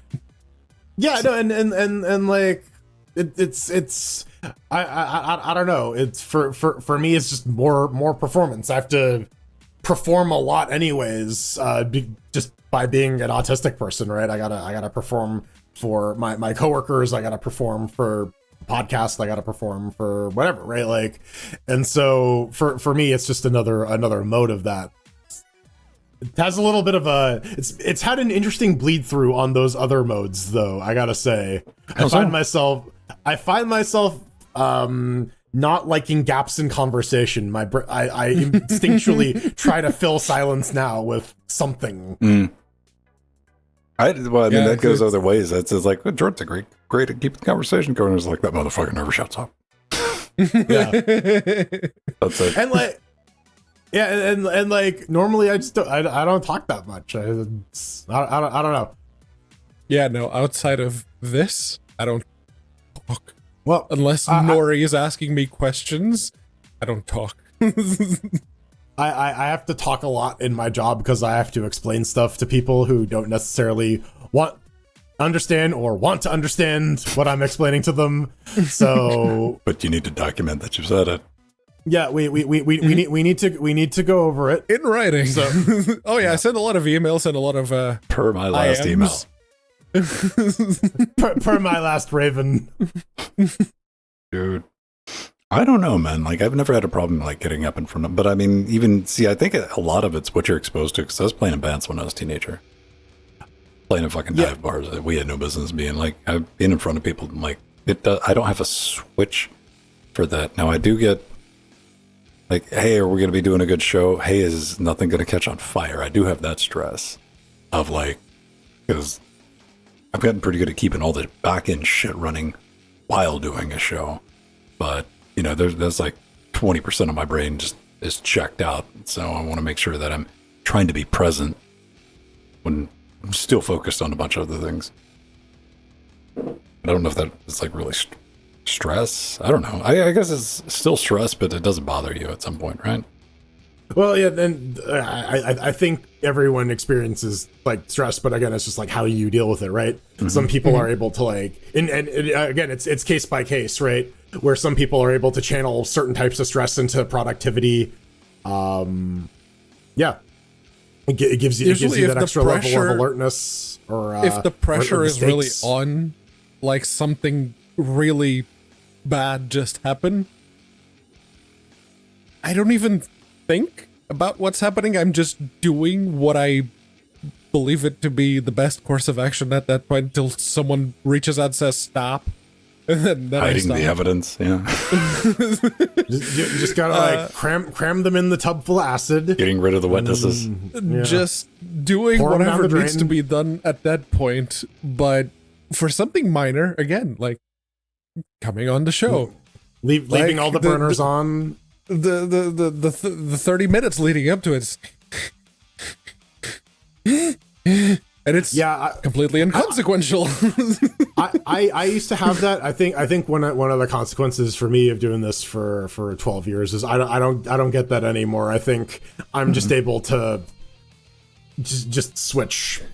You got to switch it, and there's the whole point of the pre-super shows is for warm up. I don't come in with extensive notes, but I always have something a little. I have not like hard topics, but I'm like, what would be some good shit to like? You got to get flowing before you go live, Yeah, you Like gotta, bounce gotta off, get gotta people get the ball talking. rolling. Yeah.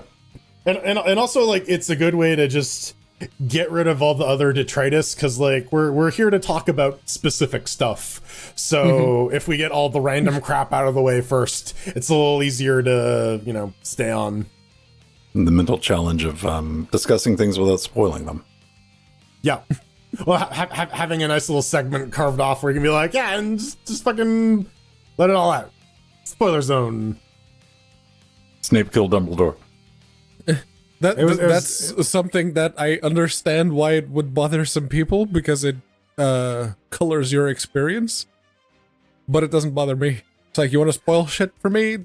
Yeah, go. Well, they've done some studies on it, and for the most part, like, people are able to suspend, like, and I think if the story does a good job of, like, keeping you in the moment, you can know the twist is coming and still be affected by it. I mean, I am a firm believer in, like, the spoiler, like, time thing. You know, if something's been out for, like, you know, a fucking year, 2 years, like me, I got spoiled on Darksiders 3.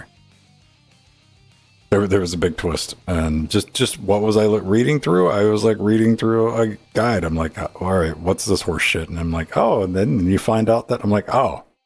But can I get mad at that? No.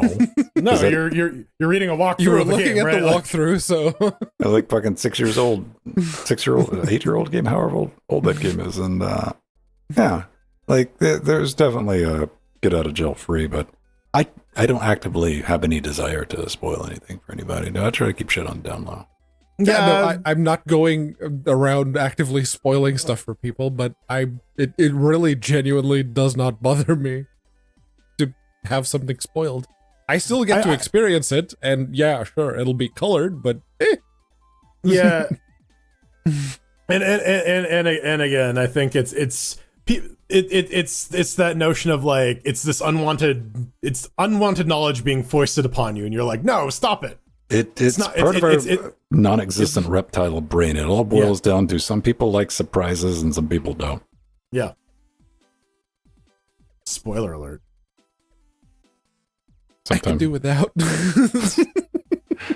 I'd rather know everything. I mean, my brain correlates, like, surprises with chaos and shit going wrong, but, you know, Well, what I'm not a super fan of is when I'm on YouTube and you know, it's a Thursday and I haven't gotten around to watching my episode of The Boys yet, and they just got full ass fucking scenes with like spoilers in the title. I'm like, whoa, whoa, whoa, whoa, whoa, whoa, whoa, whoa, whoa.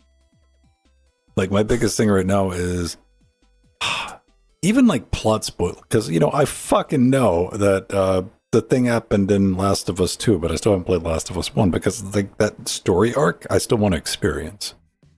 Yeah, and again, like it kind of goes back to, like, if the writers are doing a good job of, like, keeping you in the moment, you can know the ending and still have an effective the twist. Alpaca, I thought you wrote jazz spoilers.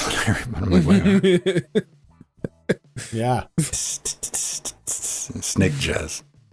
I mean, there's a lot of snakes in those books. I don't know. I've never fucking. What I want is, like, for Samuel L. Jackson to show up and be like, "There's a snake out there this big." Motherfucking snakes on his motherfucking plane. Oh man, he was in Anaconda too, wasn't he? Probably. I was seeing an interview with Quentin Tarantino, and they were asking him, like, "Where's Kill Bill 3?" Right? And he's like, cute. "Yeah, it'd be dope if I made one every 10 years." And he's like, "That last one was too much of a pain in the ass to make, so no." I've already read that though. Oh my god, Frank Welker is the snake in Anaconda? That's hilarious. Does the snake talk? No, but But like, Frank Welker does a lot of animal noises for movies. It's just very funny that he's credited. Paid somebody to. All right. They paid fucking Megatron to voice the snake. That's who Frank Welker is. He's Nibbler. Now, if the snake was like, thousands of years ago, my people, yes, that would be fun. That would be amazing. Shit, uranium or whatever they Yeah, dark matter. I did watch the trailer for the upcoming series of Futurama, and I'm like, I've just aged out of that. I'm like, I watched Futurama in the 90s. I think I'm good. All right. I'm gonna make some dinner. Yes, food sounds good right about now. We're gonna make some crumpets.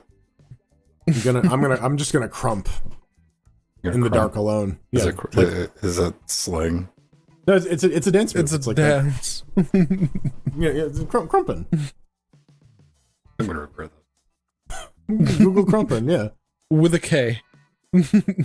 Oh no! All right. Marge Simpson does it. Well, Google Marge Simpson crump. what is crumping? To the definitive source. Orcs, listen, those orcs know what they're talking about. I'm not going to question them. Stand still. What the fuck? 40k orcs? Oh. Yeah, 40k orc science.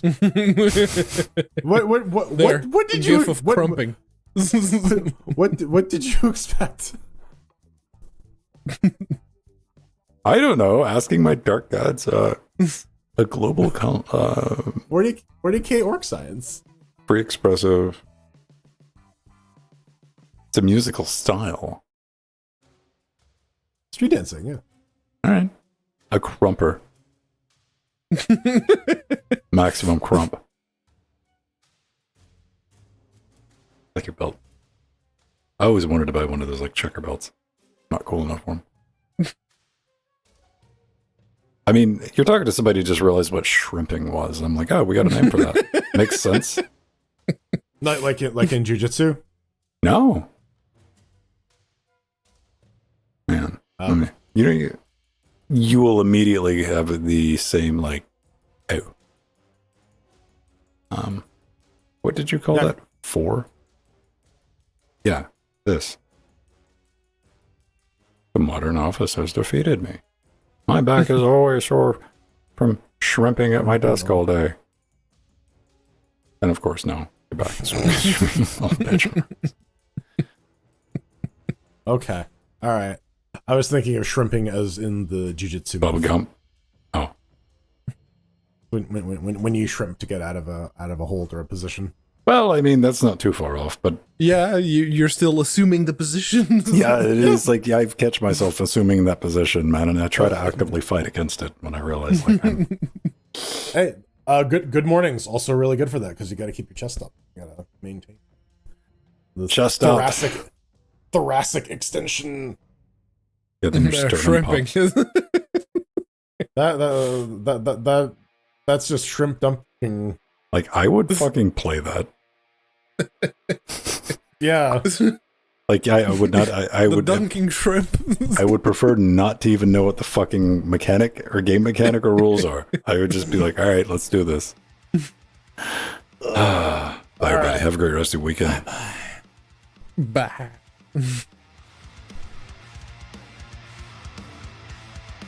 I still don't know what that color code is.